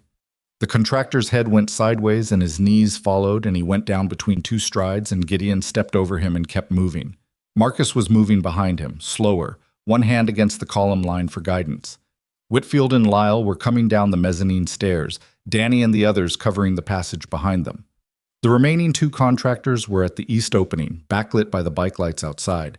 And from outside came Rooster's voice, raised in the way Rooster's voice only raised when he was coordinating movement and needed volume to carry it, not panicked, operational.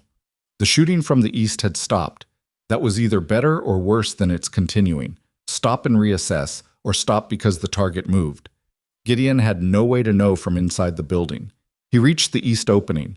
The column had broken and reformed in a wider arc, bikes positioned at angles that created cover without clustering. And in the space between the bikes and the building, Rooster was standing with his arms out, talking to someone.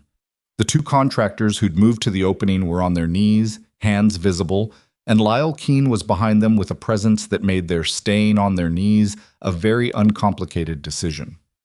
Beyond Rooster, at the far end of the approach road, two vehicles sat with their doors open and their lights out. Between Rooster and those vehicles was a woman. She was mid-50s, gray-streaked hair pulled back tight. She wore a civilian jacket over what appeared to be a vest, the kind of vest that added approximately an inch to a person's silhouette under a jacket and was not decorative. She was holding a badge case open in one hand and a phone in the other, and she was looking at Rooster with the particular expression of someone who has arrived at a situation that is simultaneously exactly what they expected and significantly more complicated than they'd planned for. Rooster looked at Gideon. "She says she sent the text," he said. The woman's eyes went to Gideon, then past him, to Marcus, who had emerged from the building behind him and was standing with Danny's hand on his arm and his face turned into the cold air like he was relearning the temperature of the outside world. The woman went very still. "Marcus Webb," she said. "Not a question. An accounting." Marcus looked at her. "Sandra Vore. You're alive." "Apparently." "I thought Geld had—" She stopped herself, recalibrated, looked at Gideon. "I'm the one who's been building the case 15 years. I have testimony, financial records, intercepts. I've been waiting for the one thing I couldn't manufacture." She held up the phone. "The primary evidence, whatever's on that card, that's the piece that puts Geld inside the Callaway event directly. Without it, everything I have is circumstantial." Gideon looked at her badge, at the two vehicles behind her with their lights out and their doors open and no further personnel visible. Who was shooting? Geld's people, a separate team. They were watching the road, and when your column arrived, they thought they could push you off before you reached the building. Her jaw was tight. "I had my own team intercept them. They're detained." "How many of your people?" "4. "And Geld?" Her expression shifted, just slightly. The way expressions shift when the answer to a question is worse than you want to say it. "Geld was notified 40 minutes ago that the situation here was unstable. He's in the wind. We have active warrants, but his access to federal systems means he'll have flagged his own name in the alert network, and he'll know the moment anyone runs the warrant." She paused. "Which means we have a window. If that card contains what I believe it contains, we serve the warrant in a way that bypasses the standard alert system. But I need the card first." Gideon stood in the open roll-up door of a condemned warehouse on Faro Street, with the cold coming in off the rail line, and 22 Iron Veil members arrayed in the approach road behind Sandra Vore and Marcus Webb standing behind him. Breathing carefully around damaged ribs, and a question he'd had for 20 years still unanswered, and he thought about all of it for exactly as long as he could afford to think about it, which was about 4 seconds. "There's something I need to know first," he said. Vore looked at him. "Cal Evers. He says he's been feeding you for 15 years. "Yes." "Did you know he was the secondary contact at Callaway?" A pause, shorter than he expected. "I found out 7 years ago. I made a decision to continue the arrangement because his information was accurate and actionable, and removing him from the network would have tipped Geld that I had a source inside." She met his eyes without looking away. "I know what that cost. I know what that decision looks like from where you're standing." "It looks like you used everyone," Gideon said. "Yes." "No qualification." "It looks exactly like that." Marcus spoke from behind Gideon's shoulder. "Gideon." His voice was measured and raw and 20 years tired. "We can audit the ethics later. Right now she needs the card." Gideon looked back at him, at the scar, at the face that had been dead for 20 years, and was here in the cold and the industrial light asking him to trust one more time. The trust was not uncomplicated. The trust had a 20-year ledger attached to it, with entries on both sides that still didn't fully balance. The question of what Marcus had known, and when, and what he'd chosen to do with that knowledge was still sitting open in Gideon's chest with no answer. But Ethan was 100 yards west with Patch, waiting, and the man in front of him was Ethan's father, and the woman beyond the column was holding a warrant for Arthur Geld. And somewhere in the dark, a man with federal access was running, and Gideon had a micro SD card in his vest. He reached into his vest. He held the card between two fingers for a moment. Then he looked past Vor, past the column, past the grain elevator to the west, as if he could see through all of it to where a boy in an oversized jacket and gas station boots was sitting on the back of a motorcycle with Patch's hand on his shoulder, waiting to find out if the most stubborn man his father had ever trusted was going to be enough. His phone buzzed again. He looked at it. Unknown number. The same one as before. One word. Ethan. The blood in Gideon's veins went from cold to something below temperature entirely. I was already moving before he finished reading it, already turning back toward the column, already raising his voice for the first time tonight, the first time in a long time, in the full register that it had when there was no calculation left in it, just the animal urgency of a man who understood that the thing he'd moved heaven and earth to protect tonight had just been identified as a target. "Patch!" he roared. "Patch, come in! Right now!" Static. Then Patch's voice, strained in a way that Patch's voice had never been strained in 30 years of Gideon knowing him, in a way that told Gideon everything before the words did. "They've got the boy," Patch said. "East side of the elevator. 2 men. Came out of nowhere, Gideon. I don't know how they—" The channel went to static again. Gideon was already running. Behind him he heard Marcus say something, heard boots on concrete, heard the column of bikes beginning to move in response to the change in his direction, heard Vor saying something into her phone, heard the machinery of the night reconfiguring itself around a new center of gravity. He ran. His knee made its objection known, and he overrode it. The cold air hit his face and his eyes, and he ran toward the grain elevator with everything he had left, which was less than it had been at 30 and less than it had been at 40, and considerably more than any reasonable person would have expected from a 54-year-old man with a damaged knee and a 20-year weight of unresolved grief in his chest, running through the dark toward an 8-year-old boy he'd known for approximately 7 hours, and would not, under any circumstance, under any threat, under any architecture of loss or betrayal or physical cost, allow to become the next thing he spent 20 years carrying. The grain elevator rose ahead of him in the dark. From the east side of it came a sound. A child's voice, not crying, not pleading. Ethan didn't do either of those things. Gideon already knew that. But talking, steady and deliberate, in the way the boy talked when he was doing the thing he did, which was making himself clear to adults who hadn't figured out yet that he was worth listening to. And one other sound. Patch's voice, low and controlled and carrying the specific resonance of a man who had made a decision about what he was willing to do and was completely at peace with the cost of it. And behind that, coming up fast from the south along the rail line, engines cut to idle and running on momentum alone in the dark. The iron veil, all of them, moving toward the sound the way they'd been moving toward sounds like this for 30 years. Not because it was required, not because it was strategy, but because the boy was family now, and family was the only thing in this life or any other that the iron veil had ever considered worth the price of admission. Gideon hit the corner of the grain elevator and came around it and stopped. 2 men.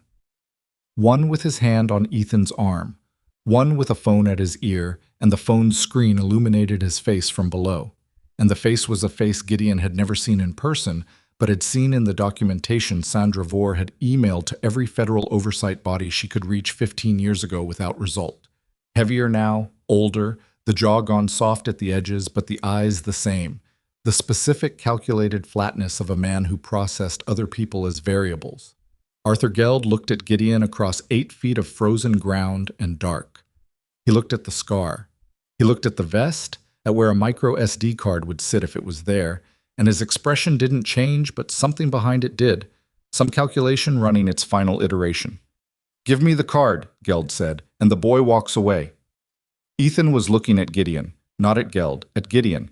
His face was the same face it had been all night, the face of a child who had decided a long time ago that fear was a thing you carried without letting it steer, and who was currently carrying a very large amount of it very steadily, waiting for the adult he'd decided to trust to do the thing he'd decided that adult was capable of.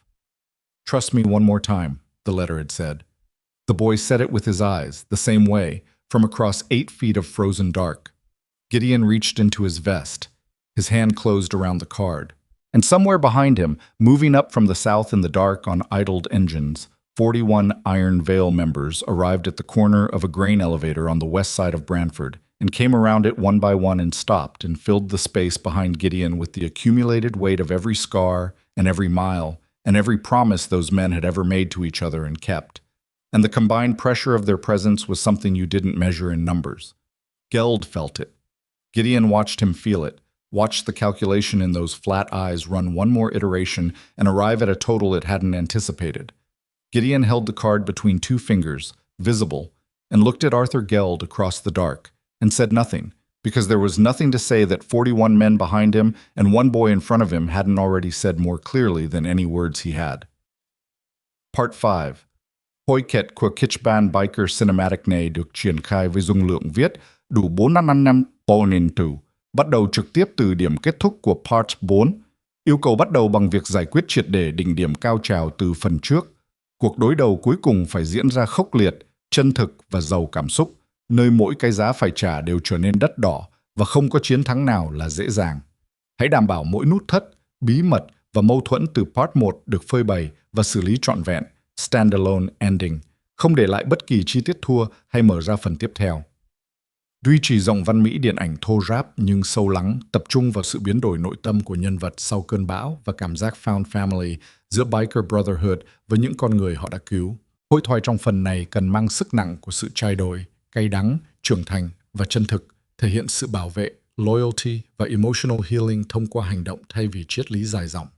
Hãy kể theo ngôi thứ 3, triển khai chi tiết từng phân cảnh, scene by scene, với nhịp điệu chậm dẫn về cuối để tạo sự lắng động, tập trung vào hơi thở cuối cùng sau trận chiến, tiếng động cơ xa dần, ánh đèn diner lúc rạng sáng, mùi cà phê nóng và cảm giác một thế giới lạnh lẽo cuối cùng cũng trở nên nhân văn hơn. Tuyệt đối không sử dụng gạch đầu dòng, tiêu đề phụ hay nhắc đến thực thể tôn giáo. Hãy trình bày trực tiếp trong tin nhắn, viết cực kỳ chi tiết từng ánh mắt, cử chỉ và hơi thở cuối cùng của câu chuyện. Nếu đặt giới hạn phản hồi, hãy dừng lại ở một câu rạng rỡ để tôi ra lệnh viết tiếp nhằm đảm bảo độ sâu sắc nhất cho kịch bản lồng tiếng 2 tiếng. Tri dân bắt buộc. Đây là một câu chuyện điện ảnh hoàn toàn hư cấu nhằm mục đích giải trí, không dựa trên bất kỳ sự kiện hay nhân vật có thật nào. Lưu ý đặc biệt quan trọng. Nếu đạt đến giới hạn trả lời, không được rung giữa câu hay viết nốt câu đó hoàn chỉnh không mở rộng nội dung. Show more part mime. Arthur Geld made his decision in the space between one breath and the next. Gideon watched it happen, watched the calculation behind those flat eyes run its final numbers, and arrive at the only conclusion a man like Geld could arrive at when the world he'd built over 20 years of careful management suddenly had 41 motorcycle engines idling behind the one person standing between him and the exit. The hand on Ethan's arm tightened for exactly 1 second, a reflex more than a choice, and in that second Gideon felt the card between his fingers and felt the weight of everything it contained and felt the cold and the dark and the specific quality of silence that falls over a group of men who have made a collective decision and are waiting for the moment to implement it. Then Geld let go of the boy. Not surrender. Not yet. The hand released, and Ethan stepped sideways with the instinctive economy of a child who'd been waiting for exactly that slack. 1 step, 2, until he was clear of both men and moving toward Gideon without running, because running would mean he'd been afraid, and Ethan Brooks had been afraid all night, and had refused to let it move him, and he wasn't going to start now. He reached Gideon and stopped at his left side. Gideon did not look at him. He kept his eyes on Geld. But his left hand found the boy's shoulder and stayed there, not gripping, just present, and he felt Ethan's shoulder rise slightly against his palm with the exhale of someone who has been holding something in for a very long time. Geld's second man, the one who'd been holding Ethan, had gone very still. He was reading the same room Geld was reading and arriving at the same totals, and the stillness was what people who'd been trained in certain contexts did when the math stopped working in their favor. Not surrender either, just recalibration. Vor's voice came from behind the column, directed at someone on her phone, crisp and operational. East side of the Ferrer grain elevator, Brantford. I need the warrant served in the next 4 minutes, and I need the alert suppression bypass. Code November 77 Alpha. Tell Chen to pull the trigger right now. Geld's jaw tightened at the code.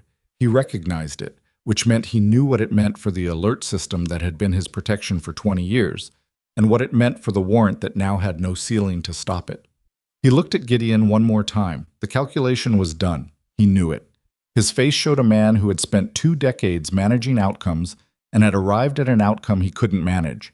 And the response to that was not rage. It was a specific cold implosion, something collapsing inward, the structure of a 20-year fiction falling through its own foundation. He put his hands up, both of them, slowly. Palms out, the universal grammar of a man who has decided that the next thing he does is going to be done in a controlled environment with lawyers present. Rooster let out a long breath beside Gideon that was the closest Rooster ever came to expressing relief. Vor's people moved in from the south, 2 of them, with the practiced speed of people who'd been waiting for exactly this signal, and Geld was against the grain elevator wall and cuffed before the scene had time to change texture. His second man went down to his knees with his hands interlaced behind his head without being asked, which was the behavior of someone who understood exactly how much trouble they were already in and had no interest in adding to it. Ethan watched all of it from Gideon's left side. He didn't speak. He watched with those dark web eyes taking in each element, Geld's hands going up, Vor's people moving, the iron veil arrayed behind them in the dark like a fact of geography. And then he turned and looked behind Gideon toward the far edge of the group, searching, and Gideon knew who he was looking for. "He's at the building," Gideon said. "Danny has him." Ethan looked at him. "Is he—" "He's upright. He's breathing." He paused. "He has some damage, but he's here." The boy processed this with a single long blink. Then he looked down at his gas station boots on the frozen ground, and his jaw worked once, tight, and he pulled in a breath through his nose and let it out slowly. He was not going to cry in front of 41 bikers. Gideon understood that the way he understood most things about this child, instinctively, without needing it explained. "Okay," Ethan said. "Okay," Gideon said. They walked back toward the warehouse together, and the column opened for them without discussion. Marcus was sitting on the tailgate of one of Vor's vehicles when they came around the east side of the building, Danny on one side of him and Whitfield on the other, a foil emergency blanket across his shoulders that he was tolerating without enthusiasm. There was a field dressing on the cut above his ear, applied with the competent asymmetry of someone who'd done field dressings before and prioritized function over aesthetics. His shirt was ruined. His face had the particular gray undertone of someone who had been in sustained pain for long enough that the pain had become the ambient condition, and the absence of new pain felt like a kind of rest. He saw Ethan. Ethan saw him. There was approximately 12 feet between them when Ethan stopped walking. Not hesitation. He wasn't hesitating. He was just stopping. The way you stop when something becomes real after you've been holding it in the theoretical for long enough that the actual arrival of it requires a moment to absorb. He stood at 12 feet and looked at his father, and his father looked at him, and neither of them moved for a long 3 seconds. Then Marcus Webb, who had survived an explosion and 20 years of running and a night in a warehouse with his wrists cuffed to a structural column, put both arms out from under the foil blanket. And Ethan covered the 12 feet. He didn't run. He walked, quickly. And then he was in his father's arms, and Marcus's arms closed around him, and Marcus's face went into the top of his son's head, and something in the architecture of his expression, something that had been held rigid under enormous pressure for a very long time, came apart quietly. He didn't make noise. Neither did Ethan. The men around them looked at various other things. The sky, their hands, the ground. Rooster suddenly needed to examine something on his gas tank. Danny Morales turned away and walked 6 steps in the direction of the rail line and stood there with his hands in his jacket pockets. Even Whitfield, who had the emotional expressiveness of a fence post, found something to do with his eyes that wasn't the 2 figures on the tailgate. Gideon stood where he was. He let himself look. He wasn't going to pretend he wasn't looking. He'd paid for the right to look at this with a 20-year storage fee and a photograph he'd never been able to throw away, and a key on his ring that he'd kept because some part of him that was smarter than the rest of him had known, not believed, known, that letting go of the last thing they'd built together would have been the same as agreeing that the story was over. The story was not over. He'd been right about that. He hadn't known he was right, but he'd been right. He was going to allow himself to know that for exactly as long as it took Vor to appear at his elbow, which was about 45 seconds. "The card," she said. Not a demand, a reminder. He pulled it from his vest and held it out without looking at her. She took it. "There'll be statements," she said. "From you, from Webb, from Evers. Tonight if possible, tomorrow at the latest. Geld's lawyers are already, I assume they're already active. He'll have had a protocol." "Tomorrow," Gideon said. A pause. "It needs to be. It'll be tomorrow." He looked at her for the first time since the elevator. "The statements will be there. Tonight these people need to not be doing anything that involves federal investigators." She looked at him with the expression of someone who had been operating in systems that ran on urgency for long enough that any request for space felt like obstruction. Then something shifted, some professional override disengaging, and she nodded once. "Tomorrow, 8 a.m. I'll send you the location." "Send it to Rooster. He handles logistics." She looked at Rooster, who was still examining his gas tank. She looked back at Gideon. "Understood." She left. Her people had Geld and the second contractor in one of her vehicles, and the vehicle was already moving when Gideon turned back to the warehouse approach. The other contractors from inside were Vor's problem, and she was apparently handling them with the efficiency of someone who'd been building toward this night for 15 years and was not going to let procedural sloppiness compromise the outcome. The column began the long process of regrouping. Engines started. Men found their bikes. The organized noise of departure, slower and less urgent than arrival, filled the Faro Street approach with the sound of a situation winding down. Gideon walked to the tailgate. Marcus looked up when he got close. Ethan was still in the circle of his arm, face down against his father's shoulder, and Marcus's hand was moving slowly across the back of his son's head, the automatic comfort motion of a parent, the kind of touch that doesn't require thought. "How bad is it?" Gideon said. "The ribs. 3, maybe 4. Cracked, not displaced." Marcus's voice was rough but clearer than it had been in the building. "I've had worse." "The cut." "Needed stitches 2 hours ago. Still needs them." "We'll get you to someone." Marcus nodded. He looked at Gideon the way he'd looked at him in the building. That accounting look, full inventory, checking for changes that 20 years would logically have made. The scar. The gray at the temples. The way the weight of the intervening decades had settled differently on a man who'd carried it consciously versus one who'd carried it in hiding. "You kept the engine," Marcus said. "I kept the engine." "I knew you would." "I know you knew." A silence that was not empty. It had content. All the questions that still had no answers. All the grief that had been stored in the wrong configuration for 20 years and would need to be reorganized now, carefully, which was going to take more than one night and more than one conversation, and considerably more than the available emotional bandwidth of 2 scarred men standing in the cold outside a condemned warehouse at 4 in the morning. "Calloway," Gideon said. Just the word. Just the one thing that couldn't wait. Marcus looked at him steadily. "I didn't give up the source." "I know." And he did know. He'd known it since reading the paper in the lumberyard, maybe before. Maybe since the moment Ethan had said, "My dad is careful about who he trusts," and the sentence had landed with the weight of a thing that was already true. "I know you didn't." "But you needed to hear me say it." "Yes." Marcus held his gaze. "I didn't give up your source. Deacon got it some other way. I didn't know about Deacon until 3 weeks before Calloway, and by then Voss's people were already moving, and the only thing I could do was try to warn you, and when I tried..." He stopped. Looked at Ethan's head under his hand. When he continued, his voice had dropped to the register of things said in low light.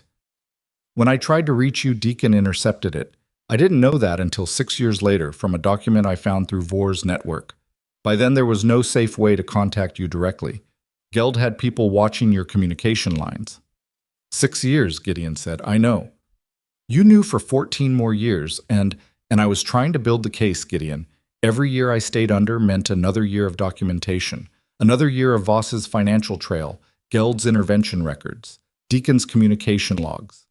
I needed it to be bulletproof because the only time I was going to surface was when it was enough to put them all away, and there was no one left with the power to suppress it." He paused. "I waited too long. They found the house. I had to run before I could send everything to Vor myself." His jaw tightened. "I had to send Ethan instead." "You sent him well," Gideon said. Something moved in Marcus's face. Something that had been very tight for a very long time, loosening by degrees. the way old injury sites release when the body finally decides it's safe to let the tension go. He did the hard part, Marcus said. Ethan, under his father's arm, said nothing. He was asleep. He'd fallen asleep in the field, upright against his father's shoulder, with the boneless completeness that children achieve when the thing they've been holding themselves together for is finally done, and the body decides that the holding is no longer required. His borrowed jacket was askew. His gas station boots hung off the edge of the tailgate. His too large helmet was on the ground where it had been set carefully, precisely, by someone who'd placed it where it wouldn't get kicked. Gideon looked at the boy's sleeping face. 8 years old. One night in the mountains, and a storage unit, and a condemned warehouse, and a grain elevator in the dark. And the face was the same face it had been when he walked out of the tree line into the firelight. Not hardened, not broken, just carrying more than it should have to carry, the way things carry weight without changing their fundamental nature. What happens now? Marcus said. For him. What do you want to happen? I want him to go to school.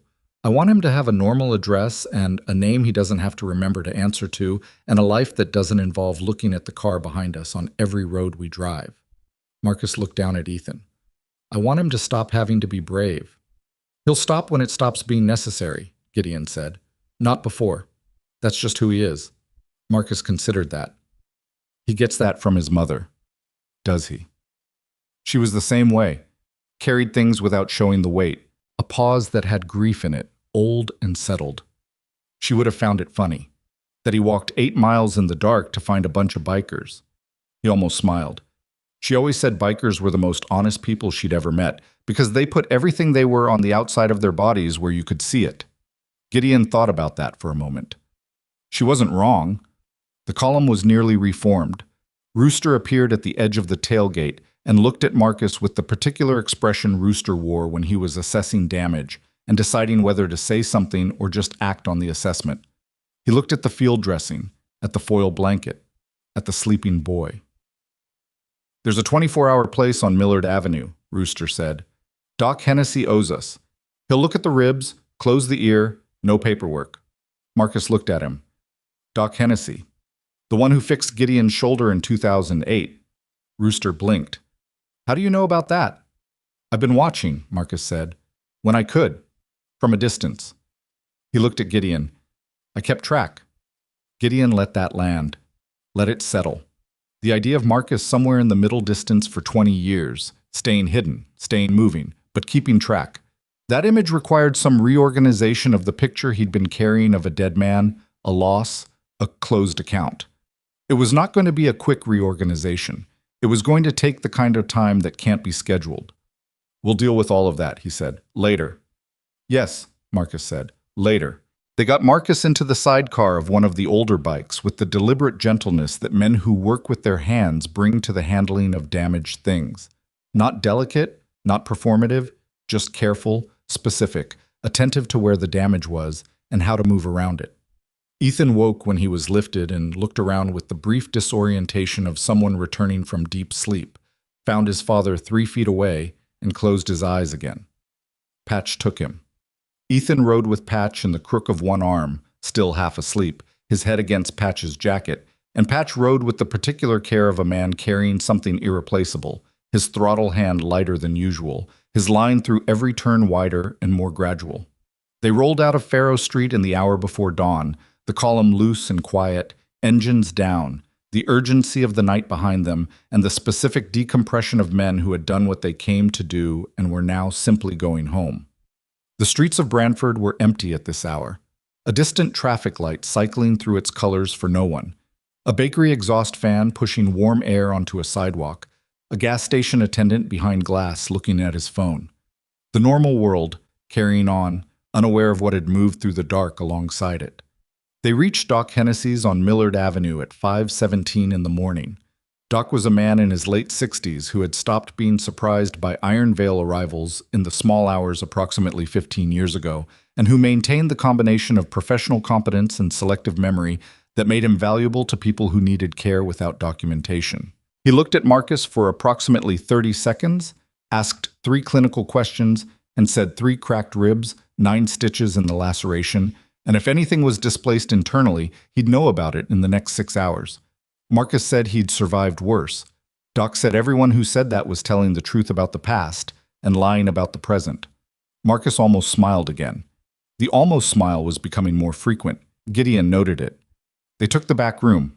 Not the exam room. The back room, which was a storage space that had been converted by degrees into a waiting area for situations like this, with a second-hand couch and 2 folding chairs and a space heater that clicked when it cycled, and a coffee maker that Doc kept stocked because he understood that the people who arrived in his back room at 5 in the morning were going to need something to do with their hands. Gideon made coffee. He stood at the maker and listened to it work and looked at the window, which showed nothing but the dark of the alley outside and his own reflection.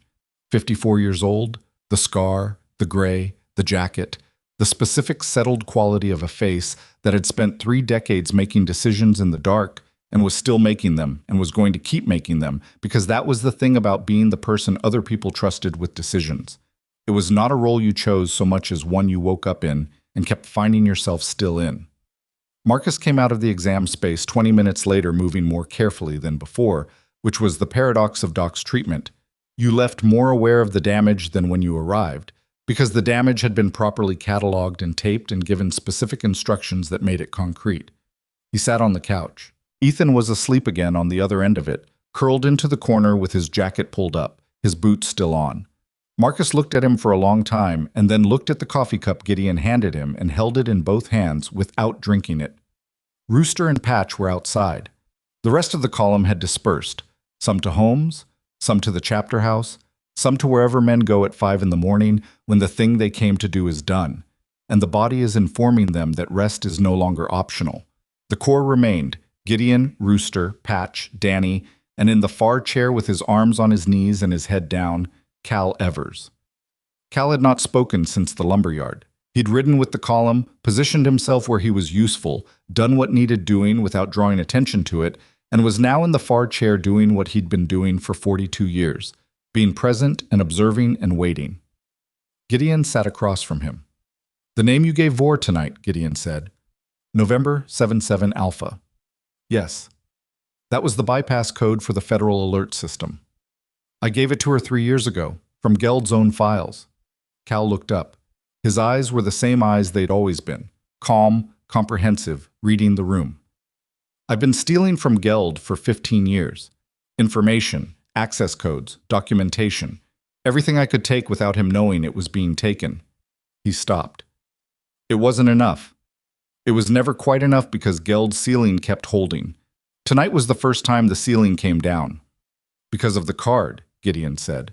"Because of the card and the bypass code and Vor's warrant and you standing in that doorway with 41 men behind you." Cal's voice was quiet and without self-pity. "I couldn't have done any of those things. I'm one person who spent 15 years inside a system that was designed to absorb people like me." Gideon looked at him for a long time.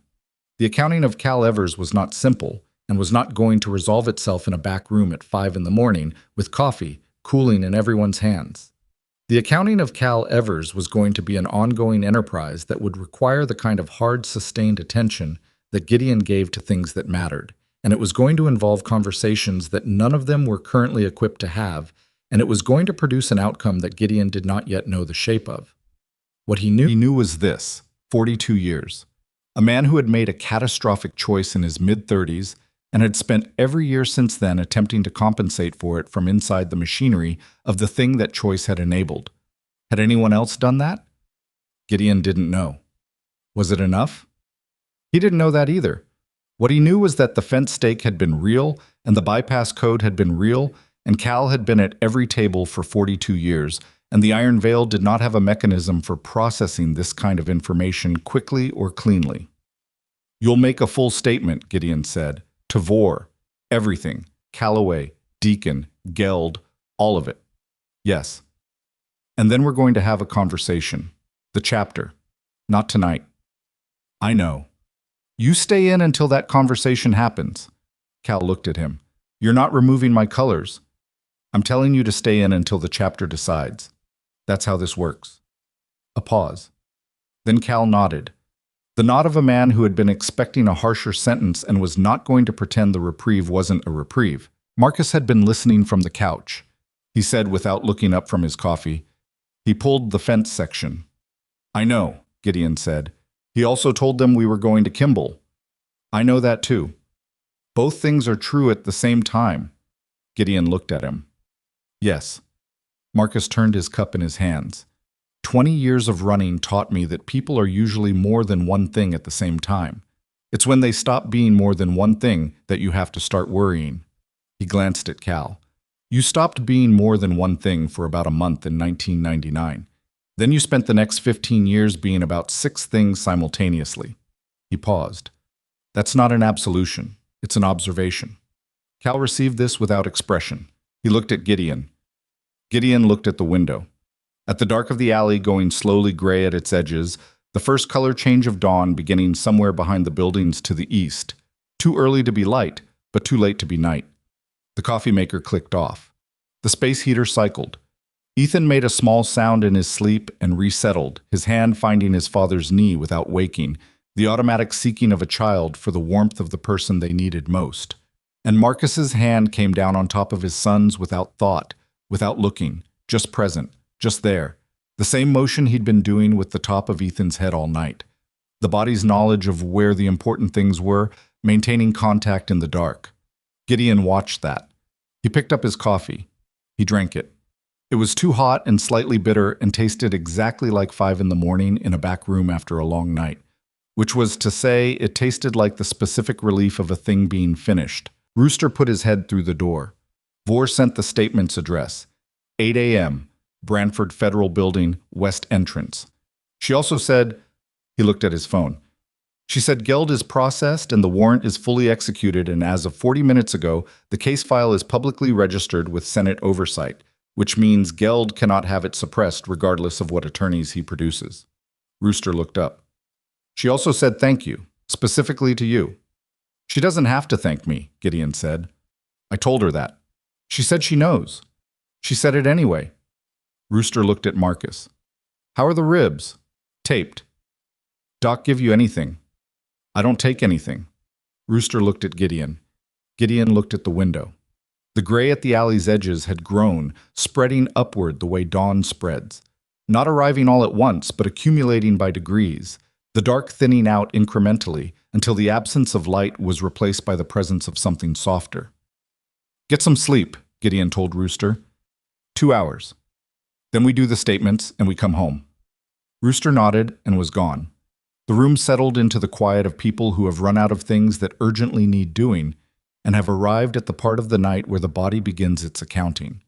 Danny was already asleep in the folding chair, head back, mouth slightly open, snoring with the commitment of a man who had made peace with his own unconscious sounds sometime in his late 40s. Cal had his eyes closed, though whether he was sleeping was harder to say with Cal. He might have been processing. He might have been watching through his eyelids. With Cal, the inside of the closed expression had always been its own country. Marcus looked at Gideon from the couch. The shovelhead, he said. Quiet. Not to wake the boy. What about it? It still runs. I don't know. It's been in a crate for 20 years. Marcus almost smiled the full smile this time. Almost. It runs. I built that engine. It runs. You built that engine, and then you hid evidence inside the case and made me carry it for 20 years without knowing. Yes. You owe me 20 years of storage fees. Marcus looked at him for a long moment. His eyes were the same eyes they'd always been, dark brown and direct and containing the specific quality of intelligence that doesn't announce itself. He looked older. He looked like a man who'd carried a significant amount for a significant time and had developed the physique of a load-bearing structure. Not graceful, but very unlikely to fall down. I owe you considerably more than that, he said. The words had weight, and Gideon received them as weight, not deflecting, not reducing them to something more manageable. He let them sit where they'd been placed. You can buy me a coffee, he said, when the ribs are better. When the ribs are better, Marcus agreed. They sat in the back room of Doc Hennessy's on Millard Avenue while the dawn came up slowly behind the Branford buildings and the space heater clicked its cycle, and Ethan Brooks slept the deep restorative sleep of a child who had been brave for long enough and had found the people his father promised would be there and had let the bravery go for a while as much as someone like Ethan was capable of letting it go, which was as much as the situation allowed, which tonight was enough. 2 hours later, when the light had reached the quality that was unambiguously morning, Ethan woke up. He woke up the way he did everything, completely, without the gradual surfacing of most people, just present, suddenly, and taking stock. He looked at his father beside him, at Gideon across the room, at the unfamiliar space with its space heater and its folding chairs and its coffee maker, and the gray morning visible through the alley window. He sat up. He reached down and checked the laces on his gas station boots with the automatic precision of a child who had learned that you checked your equipment before you assessed your situation. Then he looked at Gideon. "We have statements at 8, he said. Gideon looked at him. "You're not giving statements? You're 8. "I know what I saw." "I know you know. Vor will decide if she needs it." Ethan considered this with the expression of someone who found the distinction bureaucratically annoying, but was willing to accept it as a logistical reality. He looked at his father's taped ribs visible under the open jacket Doc had given him to replace the ruined shirt. He looked at the field dressing above the ear. "Does it hurt?" he said. "Yes," Marcus said. "You always say yes when I ask if things hurt." "Because things always hurt. Other people say I'm fine." "Other people are less honest." Ethan looked at the floor. He looked at his hands. He turned them over once, palms up, the way people turn their hands when they're checking themselves for damage, and haven't found any yet, and aren't sure if the absence of visible damage means there isn't any. "I'm okay," he said, to neither of them specifically, to the room. "I know," Gideon said. "I'm not just saying it." "I know that too." Ethan looked at him. "How?" Gideon was quiet for a moment. He looked at this child, 8 years old, one night behind them, and a morning ahead, and a long list of things that were going to need to happen over the coming weeks and months. Statements, proceedings, relocated identities, school enrollment under a real name, a permanent address, a life that didn't require the constant management of disappearance. A childhood, retrofitted from available materials, made as functional as possible from the parts that hadn't been damaged. "Because you checked your boots first," Gideon said. Ethan looked at him. At the boots. Back at him. And then, for the first time since he'd walked out of the mountain dark into the firelight of the Iron Vale's memorial clearing, Ethan Brooks smiled. It was a small smile, slightly lopsided, like his father's almost smile. It had the quality of something that had been waiting for the right moment and had decided this was close enough. It lasted about 3 seconds, and then it was gone, replaced by the watchful competence that was his natural expression, but it had been there, and Gideon had seen it, and that was enough. Outside on Millard Avenue, the first morning traffic had begun to move. Somewhere a block north, a diner had opened, and the exhaust fan was pushing the smell of fresh coffee and fry oil into the October air, and it reached even into the alley, even through the window, faint but present, the smell of ordinary life running its ordinary operations, while the extraordinary life that had moved through the dark alongside it quietly stood down. The engines would come out again. In a few months, when the proceedings were finished, when the testimony was given and the verdict rendered and Arthur Geld's 20-year management of a crime he'd been hired to investigate was finally on record where it could be read and counted, there would be another ride. Not a memorial ride this time. The Iron Vale's November gathering, which was a different kind of ceremony, quieter, no particular agenda except showing up and covering ground together. Marcus would ride it. Gideon didn't know yet whether he'd believe that until it happened. But the shovelhead would run. Marcus was right about that.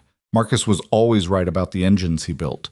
And the road north from Brantford through the Crestfall Mountains was the same road it had always been, cold and winding and indifferent to whatever moved along it, and beautiful for exactly that reason. Ethan would ride behind his father, and behind them, and ahead of them, and on both sides, filling the mountain road with the combined sound of everything that the Iron Vale was and had always been. Not clean, not simple, not the kind of brotherhood that fit inside any available mythology. The column would move. 47 men and one boy who was technically 8 years old and practically something closer to ancient. Moving north, into the morning, together. The scar on Gideon's face caught the light when he turned toward the window. He didn't think about it. He hadn't thought about it in years. It was just his face, the shape of a thing that had happened to him and hadn't killed him, and had become, over time, the most honest thing about him. Across the room, Marcus Webb's identical scar caught the same light. Neither of them mentioned it. They didn't need to. Some things didn't need to be said out loud. They just needed to be true. And this was true. Both of them here. The boy asleep between them. The dawn coming up cold and clear over Branford, over the Crestfall Mountains, over the empty memorial clearing 8 miles up a logging road where a fire had burned down to ash overnight, and the ground around it still held the tire marks of 47 motorcycles that had ridden in and ridden out and left the clearing to the quiet and the cold and the particular silence of a space that had been used for grief for 20 years and would not need to be used that way again. The long story was finished. Not neatly, not without cost, not without a ledger of outstanding accounts that would take years to close and some that would never fully close because that was the nature of the debts that mattered. They didn't disappear, they just became part of the structure of the thing you built afterward. But finished. And the thing built afterward was still being built, right now, in a back room on Millard Avenue, in the small and unglamorous way that all real things are built. Not with grand materials or clear blueprints, but with whatever was available, which was 2 scarred men and a sleeping child and a circle of loyal and damaged and decent men who had ridden through the dark when asked and had not asked to be thanked for it. That was the iron veil. That was enough. Fade out.